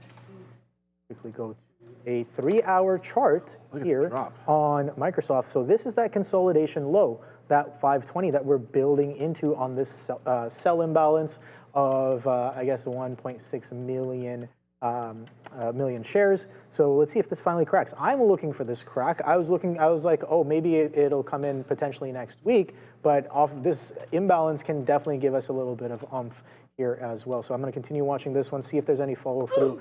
Momo to the downside through 520s. Ooh, definitely momentum there. And everyone likes momentum. But another type of momentum is a swing trade. And over at Trade the Pool, which you've seen for a while, they've got something new just for all of you. A free ebook featuring 4 proven swing trading strategies from Trade the Pool's top funded traders. Inside, you'll see exactly how they approach the markets, how they manage risk, and what setups they rely on so you can learn and grow from what actually works. Download it now by scanning the QR code on the screen or hitting the link in the description. Shout out to Trade the Pool. And as Obi mentioned, you're going into that 355. Microsoft is now down to 1.2 million from 1.6 million. Let's see if it flips. It probably will. You'll see it. There it is. It just disappeared. Did you get the long? No. Oh, did it stay? I don't know what it did, but it broke that I don't see 520. it. I don't see it. It broke 520. I don't see it anymore as a sell imbalance, just to give you a heads up. Yeah, no. But it looks like, yeah, it broke the 520, but there's no sell imbalance anymore. So we'll see if that one falls through. Big level at that 520. I thought maybe you were going to take the reversal trade off of 355 when it flipped. But let's go over it. We're going to go to Adara at the desk one more time. Just keep an eye here on, I guess, PDD and these types of tickers. This came out a couple of minutes ago. It's not really moving the stocks, but I'm just seeing apparently the U.S. is announcing a planned halt of duty-free shipping here under the de minimis rules. Again, this is not really moving the stocks. We already knew about the de minimis rules, but either way, just be aware of this potential headwind. Mostly, I think PDD would be the stock to watch here. Back to you. Yeah, PDD, Pinduoduo for sure. Oh, this is a good one. As Obi is in a short of Microsoft, it's working. Short selling should be protected, limited in crises, banned, case by case. What? I'm a trader, so what else am I going to say? Well, what else was a trader? That makes no sense. You mean you're going to have a market without any sellers? That makes absolutely no sense. Yeah. Case you have to have buyers and you have to have limited sellers. in crises. I could. Otherwise, all the charts will probably look like that money supply chart. Yeah, anyways, it's a good discussion. There's 3 minutes left here in the day. I remember during the financial crisis when short selling was banned on a lot of things, and I distinctly didn't seem to make a difference, to be honest with you. If anything, it was weird. As a day trader, a lot of times we were on some of the best bids. Oftentimes, and you were joining a lot of the best bids, but restricting short selling didn't seem to prevent things from going down all that much. But I can see in certain circumstances why there is impetus to want to do it, because ultimately you want to stave off panic. There must be balance in the force. Well, see, this is Havana Woody, you've got it dead on, and this is what I should have said. Thank you for posting this. The poll misses the crux. Short selling should be transparent and regulations enforced. Exactly. That's I definitely agree with that. People would feel so much differently about it if there wasn't so much. Fugazi. Look, naked short selling happens. Everybody knows. Is 4 weeks delayed. Yeah. The numbers for short interest is why? Why is it 4 weeks delayed? Why do you have to do? Why is it that everyone promptly the 13Fs? Man, the deadline for the 13Fs happens on the 14th, and Monday, last night, you got a flood. Everybody filing. You know exactly what Berkshire's got. All that stuff promptly. Why is it not like that for short selling? It should be exactly the same thing. And I don't mean to get preachy, but I have a tendency to do that, so I apologize. And I don't mean to always be apologizing, but I have a tendency to do that because I'm Canadian. But yeah, it's nonsense. Thank you, Vaughn and Woody. You're dead on about that. Sometimes we're sitting there, we're processing in real time, and you got it dead on. That's exactly what it needs to be. It needs to be, you just need to enforce the rules, and you always have to enforce them properly, and it makes a lot more sense that way. So thank you, Vaughn and Woody. We have 90 seconds to go. So the first thing I'm going to do is cancel a bunch of stop orders that I didn't need to use, because why do I still have a stop on Intel when I've been out for a while? Make sure I get out of all my positions and all that good stuff, which I don't have any left, and I don't want any orders out there. Don't need them, so I'm going to cancel some orders that I had left out there that did not fill, and I'm going to get up to the desk. Oh, we got a super chat. I'll let you handle this super chat here from Ryan. Thoughts on Texas Instruments? A lot of volume at day's end. I'm going to go up to the desk so I can join Adara for the market recap show, and I'm going to let Obi handle that question. All right, so yeah, let's take a look at that question once again. Wow, that 520 breakdown came in quite nicely, but as that imbalance started to pair off, we're starting to catch maybe some chop in and around that 520. I don't know why it's not showing you guys the chart here. There it is. That's the push into softy that I just took on the sell imbalance, but that was aggressively sold off as well. So only about 30 seconds left. Let's take a quick look. Oh boy, let's take a quick look at this fan funding here. Thoughts on TXN, Texas Instruments? A lot of volume at day's end. Oh boy, yeah, let's take a quick look at TXN as we only have about 20 seconds for the bell. So I'll set up for that one right here, and we can talk about TXN right after the close, guys. So only about 10 seconds left. There's a timer. Don't forget, the bell is brought to you by VinFast. That's ticker VFS on the Nasdaq. 3, 2, and 1. Thank you very much, Adara, for that. Okay, so yeah, 520s holds, and what is the print there? The print is 520.17. So okay, that came out pretty nicely. Let's take a quick look at TXN for you and see what that one is up to here. So TXN, and this is going to show up on a monthly chart to begin with. Where did I close it? Oh boy, okay, so we'll take a look at TXN just now. On the weekly, you can see that it's holding up pretty well, 200 chop as of right now, but bigger picture is still within trend, even though some of these ranges are expanding like crazy. And this is a monthly chart, right? So monthly looking pretty solid, weekly looking nice as well. Back-to-back earnings sustaining some of that price action. It seems like we're in an uptrend. I think everything that it's showing is showing that it is in a bit of an uptrend. 2010 highs, yeah, maybe a false break of that prior high, but I think unless and until we give up some of the support that we've been holding for multiple years. Look at these lows coming in at 133s in 2022, in 2022 once again, in 2023, and then once again in 2025. So multi-year support on Texas Instruments on top of that 140 mark. So I think that's the look I have on TXN. That's basically what the chart is saying, and I think that's once again, defined by some of that price action that we're seeing. But solid day with you guys. So hopefully you guys had a great time here with us. But guess what? Not done. We got the market recap with Neil and Adara. So I'll see you guys around. Take it. Right, your market recap brought to you by Beta Pro by GlobeX starts right about now. And wow, what a week it has been. It's been an absolute roller coaster from CPI, which wasn't so bad, to PPI, which was like, what the heck? Inflation is rearing its head again with producer prices. That's not a good thing. We went from an all but certain 100% chance at a cut in September to 85%. So that's a bit weird. And on top of it, you had the dead one. I know Sharif calls Apple the dead one, but come on. Anybody out here really think Apple is a dead one? There's a whole lot of other stocks. Everything in the biotech sector, probably, or most of everything that isn't Eli Lilly, those are dead ones. Pfizer's a dead one. Merck's a dead one. Intel is a dead one, but it's not dead now. Why? Because after saying that the CEO should be out, President Trump met with them. I guess they had a good meeting, and now all of a sudden the U.S. government would like to have a stake in Intel. Intel up another 3% today. I know it fell at the end of the day, but it got up to $25. It's on the charge. What is dead may not die, apparently. As it holds 19, it's going to close breaking out. That was one of the stronger stories. Late in the session today, we saw a lot of strength in some fintech names. Robinhood breaking it out. Why am I looking at a chart on this time frame? Who was on this last? Why doesn't it not just say a 3-minute? Robinhood closing at the high, super strong day for them. SoFi had a pretty good session as well. But really, we started this morning with the number one catalyst being the 13Fs. Who is buying what? Oh, sorry. Who has bought what? And could it mean that they're doing some more buying? And the most interesting one for a lot of people, of course, was finding out what we all already thought, which was that Berkshire Hathaway, the mystery stock, was UNH. It was.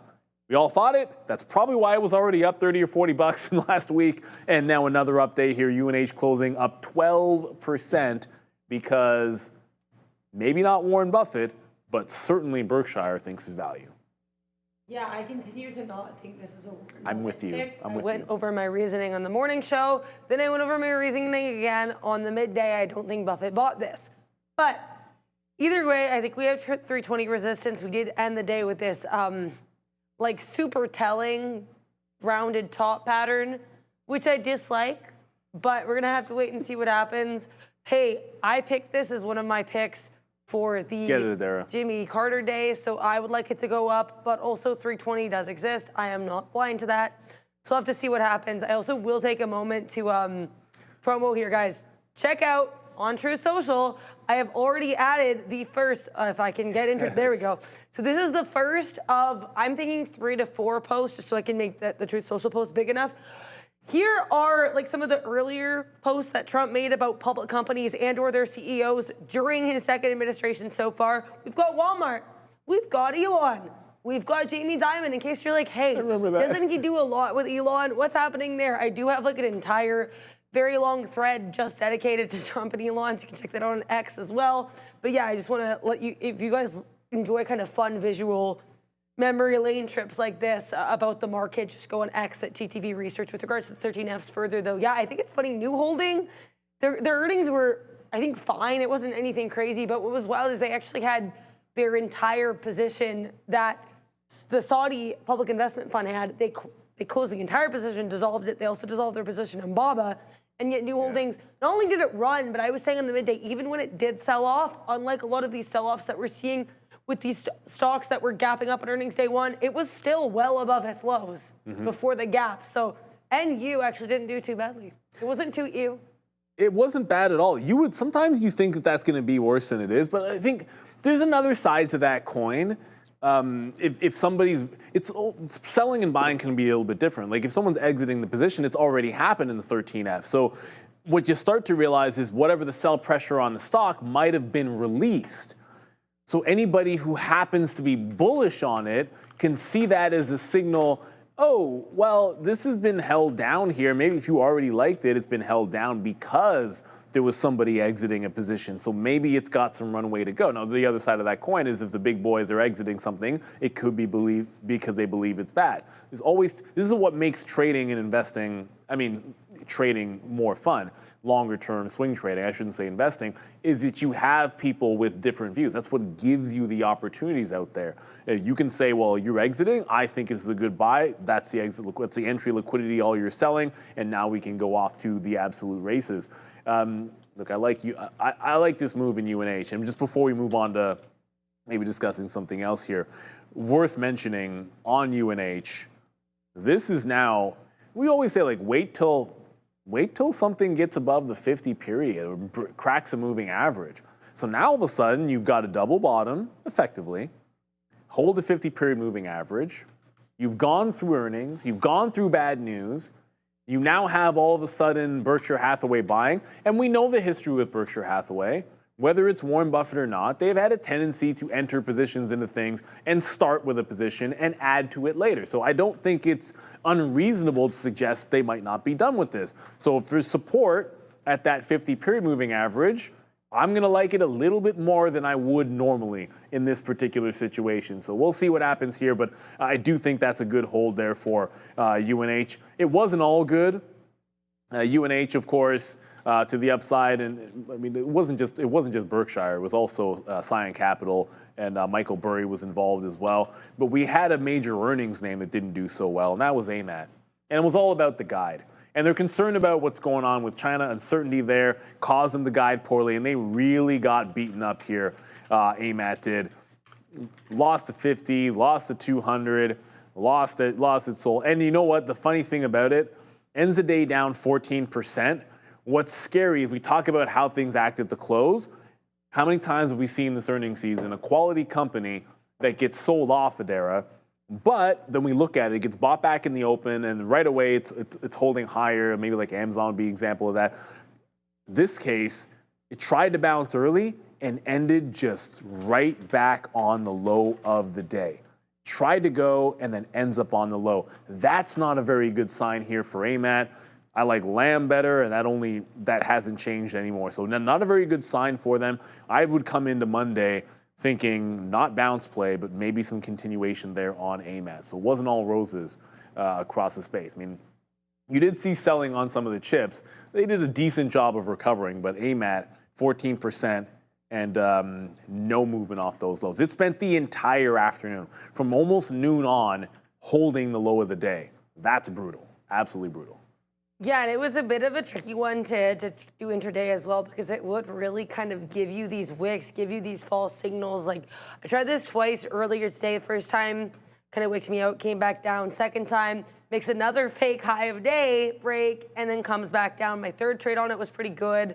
But like, you know, if you guys saw in the midday, I got wicked out one other time, even giving my stop room, and it comes right back down again, right? So it was a bit of a tricky one. These last 2 days were certainly not my days from a trading perspective. I had 3 green weeks. This week will be red. But I will say, you know, sometimes I feel like you have to take these hits in order to kind of come back stronger. I've learned a lot. I'm reflecting on it. And I honestly, like I said, it was really a pleasure to be able to trade in front of you all today. I will say that wholeheartedly. It's different. It's so different, though, again, right? But yeah, I mean, looking at this AMAT, this is like a flat line. And hopefully the company's not flatlining or dying, but this price action was pretty for the rest of the day there. Tick, tick, tick, boom. So it's, hopefully not boom. Well, it doesn't look good. And we always, like the thing, you'll hear this a lot, the traders will say this, investors will say this, that the close matters more, the closing price matters more than the morning price. Yeah, I've heard that too. Because like, obviously, you're holding, interactions or transactions at the end of the day are determining what you think more about tomorrow. Like you get in, if you buy or sell something at the open, you have all day to get out of it, to get back into it. But overnight, the majority of all market moves over time happen in the overnight. If you buy the S&P 500, if you do the thought experiment, they've done this has been done, and it's been written about a million times. If you were to simply have 2 strategies, one, which is simply buy the open every single day and accumulate that way, or buy the close every single day, you actually would make more money buying closes than if you were to be averaging in by buying the open price. And that's because overnight you just get better moves. It's just how it is in the market. And so that's why we put a little bit more oomph and emphasis on those closing prices, so for sure. It doesn't look very good. There was another weird thing that happened today, which bears mentioning. We know what the story was a couple of days ago when Alphabet did this random, let me just put up you need to see a 15-minute chart so we can see both the moves, let's just say. We knew what it was a couple of days ago when an Alphabet just randomly dropped $5 in the middle of the session. Yeah. Right? It was this story about, okay, well, we're gonna boot from the store any of these wallets that don't have proper compliance in certain jurisdictions. And it was a bizarre story that didn't feel like it should have dropped Google $4 or $5 at the time, but it happened. So we're like, okay, well, there was at least a story. Today, when Alphabet was dropped from 205 to 201, there was no reason for it. I mean, just out of absolutely nowhere, you had a mini flash crash in one of the biggest companies in the world with no news story. It just happened, and then it went right back to doing what it was doing within seconds. That's not a healthy symptom in the market. There's a few things wrong with that. I like the fact, first of all, that it got bought back up. That means someone likes to buy the stock in front of $200. Okay, so that's good. But why are the market makers so quick to jump out of this thing and such heavy selling on nothing?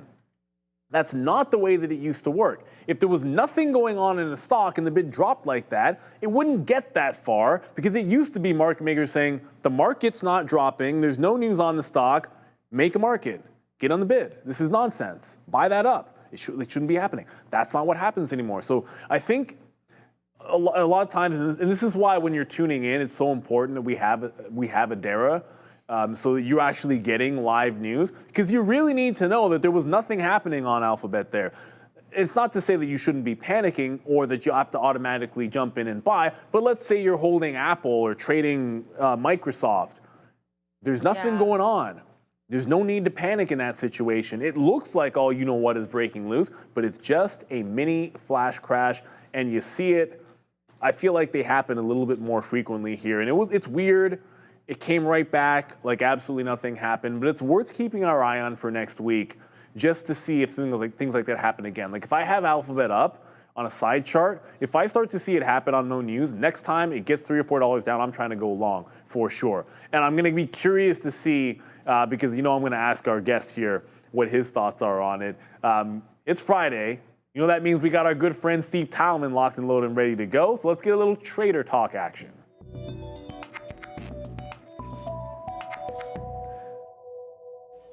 Steve, always good to see you. We got Steve Talman over there, analyst from Trade the Pool. Always fun to talk to you on a Friday. First off, how you doing? How was your week?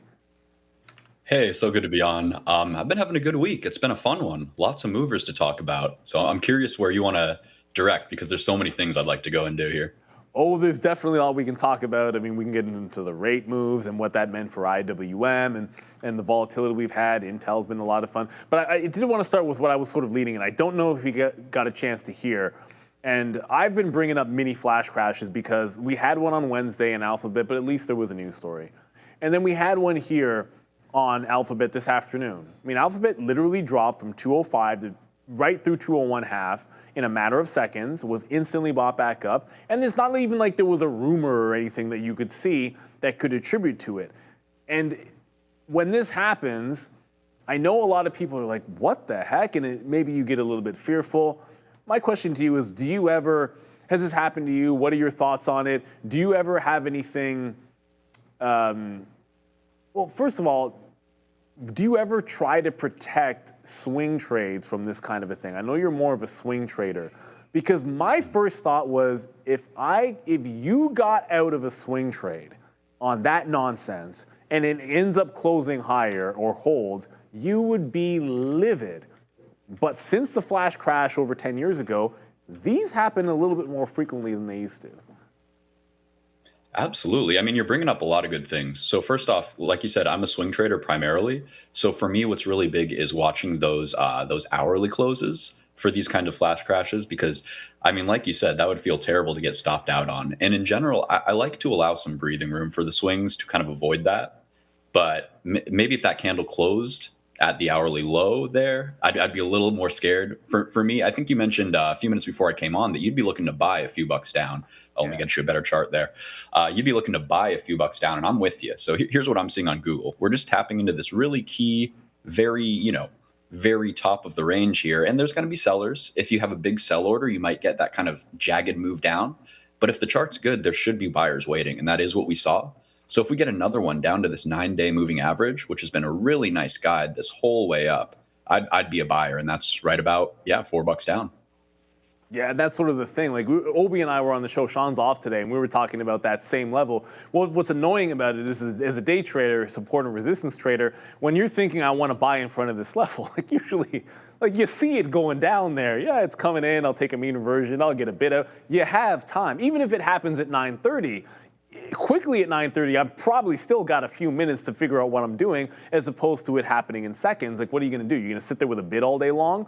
You can get up, go with coffee, whatever. It's very difficult to capture. So it's a little bit unfortunate, but it is the right level, I think, to work with, and I'm glad you agree with it as well.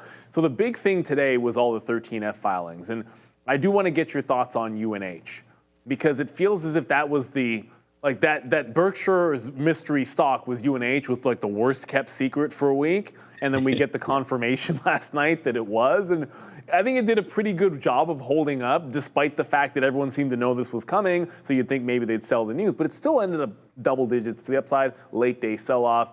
I think there's some continuation. What are your thoughts on UNH? Probably the most popular ticker on the day for the show. Absolutely. So you mentioned Buffett's buys over the past quarter. How about Michael Burry, just buried in options there too? So, with these 13Fs, I always watch what Burry's doing just because there seems to be so much kind of hype around that still. So, I mean, we got the move. I think you're right. This is a massive high volume move here right into the point of control. And I'm not seeing it fail at all yet. So I'd love to see it retest these highs of the range at 325. And I think it's probably good for some price discovery up into this just empty range here. So maybe we get a gap fill to 375. That'd be a pretty juicy move. Oh, I'd love to see that happen. I love the 50-period hold as well. That's what's amazing about it. But so look, I've steered the conversation to what I wanted to hear your thoughts on for sure. What were you trading this week? And we've had a very big change in terms of sentiment back and forth with rates. So that's going to make some small cap. It changes the litmus for some small cappers for sure. What adjustments you made? What are you looking at going into next week with obviously a big month coming up because we're going to get the Fed and we're going to get index rebalancing and we're going to get triple witching in September. So there's going to be some juicy trades, I think, leading into the next 3 weeks. What are you looking for next week? Absolutely. So I think the biggest theme that I'm looking for to see continue is this shift into small caps and probably out of the big tech. So we're seeing some kind of rotation going on here. And I'd love to see this continue to get some really nice moves in some of these smaller cap stuff, some of the names that move really big with the rates like you're talking about. So I'm watching RILY, which is a regional bank. I think the regional banks in general are very, very, very primed for a big move up. Potentially, of course, we got to watch for continuation here, but I am keeping them on my radar. I also think the biggest story today is solar. We had massive moves in solar. We're starting to see a narrative change here. So I'm very curious about long-term positions in TAN and specifically FSLR. I think that's one of the leading name, or probably the leading name. And look at that breakout today. It's absolutely beautiful. Gorgeous. And what's amazing about it, when you look at this, the prior high, the pullback pulled right back into that prior high, almost perfectly, because that was it's like 199. Like it pulls back and holds that, and you're right back at that 200 level. So the fact that you're able to hold it on the dip, because you're expecting nothing goes that usually nothing goes that parabolic all afternoon without some kind of profit taking on a Friday. But I like where that pullback came in there. Just out of curiosity, you mentioned you like First Solar in particular, but also TAN, of course, the ETF. Are you playing these? Do you have a preference between the ETF, some in the ETF, maybe you put a little in the ETF, put some into an individual name, or you just maybe look technically on the ETF, but you're only trading TAN or only trading First Solar? How are you positioned here? Great question. So first off, FSLR, this has been a long-term hold for me. I've been getting chopped about I think I have an entry about 165 here. So this is the first week I'm really feeling good about that this year. So for me, they're long-term names. It takes a really long time for sentiment to change on these really bottomed out sectors. So this was my best play of last year, buying China into the end of the year as we got that rotation. So I'm looking for a similar thing here this year. I don't have a specific time limit. In terms of the ETFs and the leaders here, I want to watch the ETFs for kind of broad sector participation to see if I can get continuation on the leaders. But if they're leading, that's what I want to be in, right? I don't really want to get dragged down by things like Run, or actually Run is up like 30% today. But there are some real stinkers fundamentally in the space. So you got to be careful there. I agree with you on that 100%. Now, I think it's a positive for this play in that rotation. Certainly that even with the hot PPI number, we went from 100% to like 85. It's not like we went from 100% chance of a cut down to 50%. It held at 85. What my question to you would be next is, let's imagine that over the next couple of weeks going into the meeting, that 85 does get down to 50. Are you going to be purely technical on these trades, or is the forward-looking September cut or potential not cut, or maybe it goes the other way and it's like a 50-point cut. Is any of that going to weigh in on your trade? Like if it went to 50, would you like it more? If we, would you like it less? Sorry, I should say. If we went back to 100% chance, would you consider adding? How much does that factor into your trade?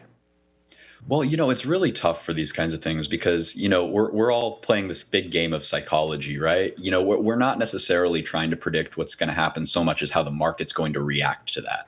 So, obviously we want to predict what happens too.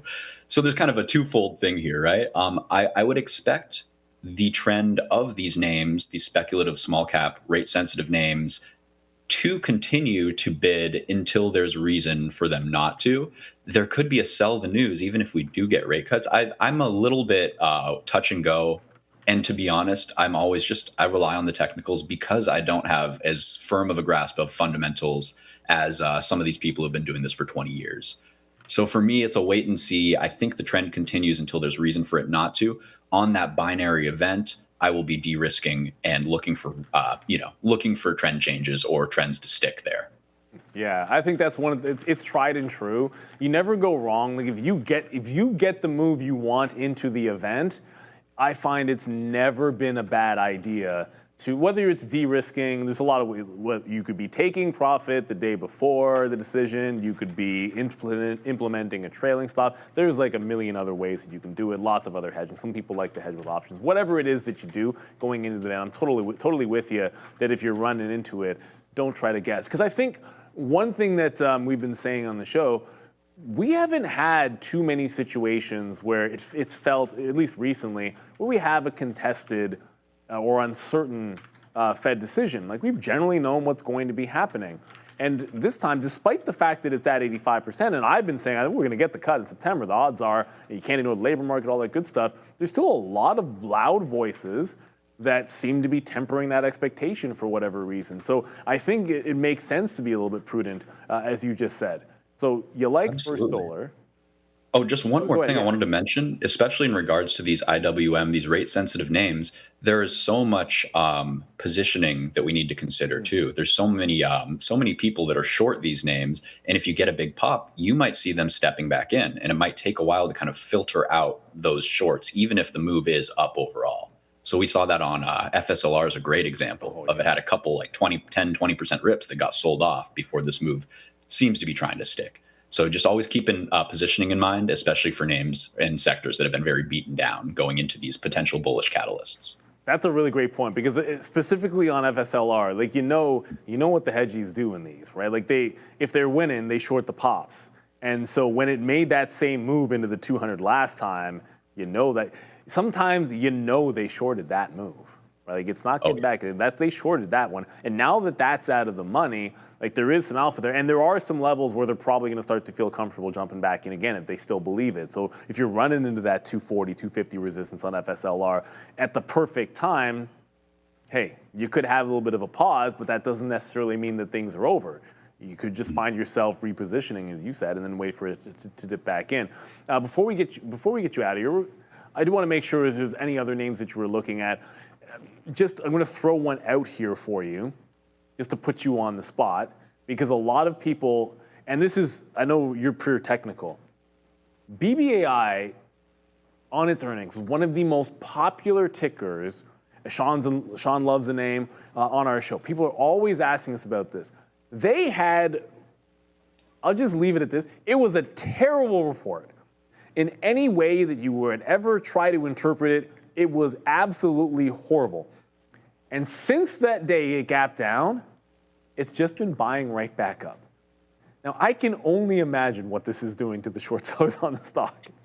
What are your thoughts? I don't know if you've looked at it, but I look at that, I'm just like, oh my goodness. The shorts got what they wanted fundamentally, and ever since the earnings, they're just buying every dip is getting bought. The shorts are quaking in their boots going into this weekend, it seems to me. Have you looked at this stock? Any thoughts?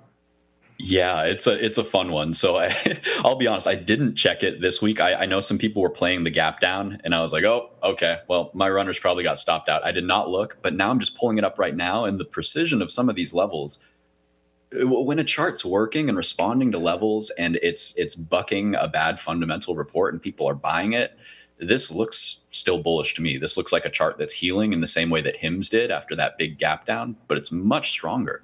So it came back and reloaded at 5, and now it's back over that 50% level of the range at 6. I think this is a long. I think this is a long up to 675 at least. Yeah, I tried. It just wouldn't go this afternoon. I thought maybe we would do that afternoon squeeze, and it just couldn't really break past that 620, but I tried. I think it can go next week. I'm probably going to look at it. Sometimes you just love to throw the ideas. I want to see if you're seeing the same thing. And a lot of our viewers like that BBAI. Like, we have one in the chat saying it's going to $15. All I know is if I was a short seller, I would be scared of the price action that you saw after that earnings. Fundamentally, and I know you're not a fundamentals guy. So before, like I said, I want to give you one last chance. If there's anything you want to end on, an idea for next week, a theme that you want to touch on before we get you out of here, because I had you talk about the thing that I know our viewers wanted to see. We'll give you one shot for a final word. Absolutely, I appreciate that. So I'm gonna double down. I think last week I mentioned USAR, and we've gotten a really nice move from there. But I think this thing is just getting started and just starting to confirm the big move. So we had positive earnings and really nice follow-through candle after a little bit of pullback on the actual earnings day. I think we're due for $20 in the next week or two here, and potential for much, much higher. Sticking with it. It's USAR. It's not quite the U shape. But it's the same principle on that daily chart, if you want to throw it out there. So breakout $20 level. I can promise you it'll be a nice day trade. Like, that's the kind of day trade that you can just take as a day trader, because it goes that day, it goes that day. But I love that look. Stick with what is working. MP's been good as well. Steve Talman from Trade the Pool, always a pleasure having you on. Have a fantastic weekend, first of all. And then second of all, it's always been a pleasure. Good luck in all those trades in USAR. We'll ask you about that next week for sure. Thanks so much. Have a great week. Appreciate it.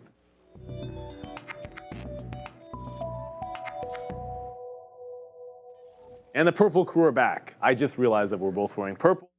It's been in the entirety of the day, Adara, and I'm only now making this realization. Why? Because I don't have a perfect memory, and I am old. I can't believe I'm just realizing this today, like at the end of the day. That we're wearing purple? Yes. I don't know if that's like a memory thing. Well, it's just that I'm not observant. So my wife tells me all the time. My wife is always like, you don't notice anything, you're completely oblivious. It's probably true. I notice patterns on charts pretty well. Same. But yeah. But then it's like, she'll get a haircut, and then I'm in trouble. Yeah, I'm that's really bad. Great, I'm really bad with that. I'm like, you look beautiful every day, honey. Like, what do you want me to? It doesn't actually work when you say that. I was going to say, I highly doubt it. It's literally the opposite when you say that, because it's like you're supposed to notice. Anyways, that without saying, let's just move on before I get myself in any trouble. She's not watching. I'm perfectly fine. Now abundant, what happened to Intel? If you're wondering why Intel is so strong, the U.S. government wants to take a stake in it, or indicated they might be interested in taking a stake. That was a big move for sure. I do save my noticing for the markets because I spend all my time staring at charts.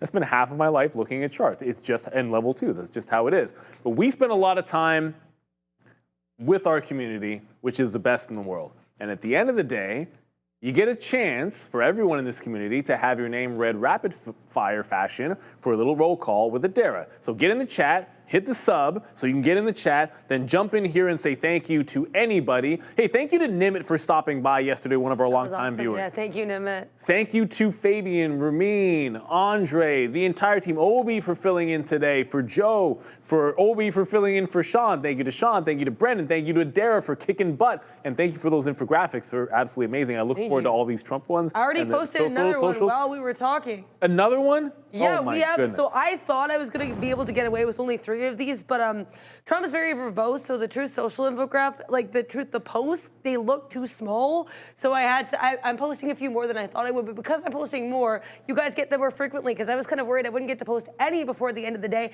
We already have 2. So check it out on X at TTV Research. They're right now working on the whole AT&T thing, where he called for the boss of AT&T, whoever that may be, which is like.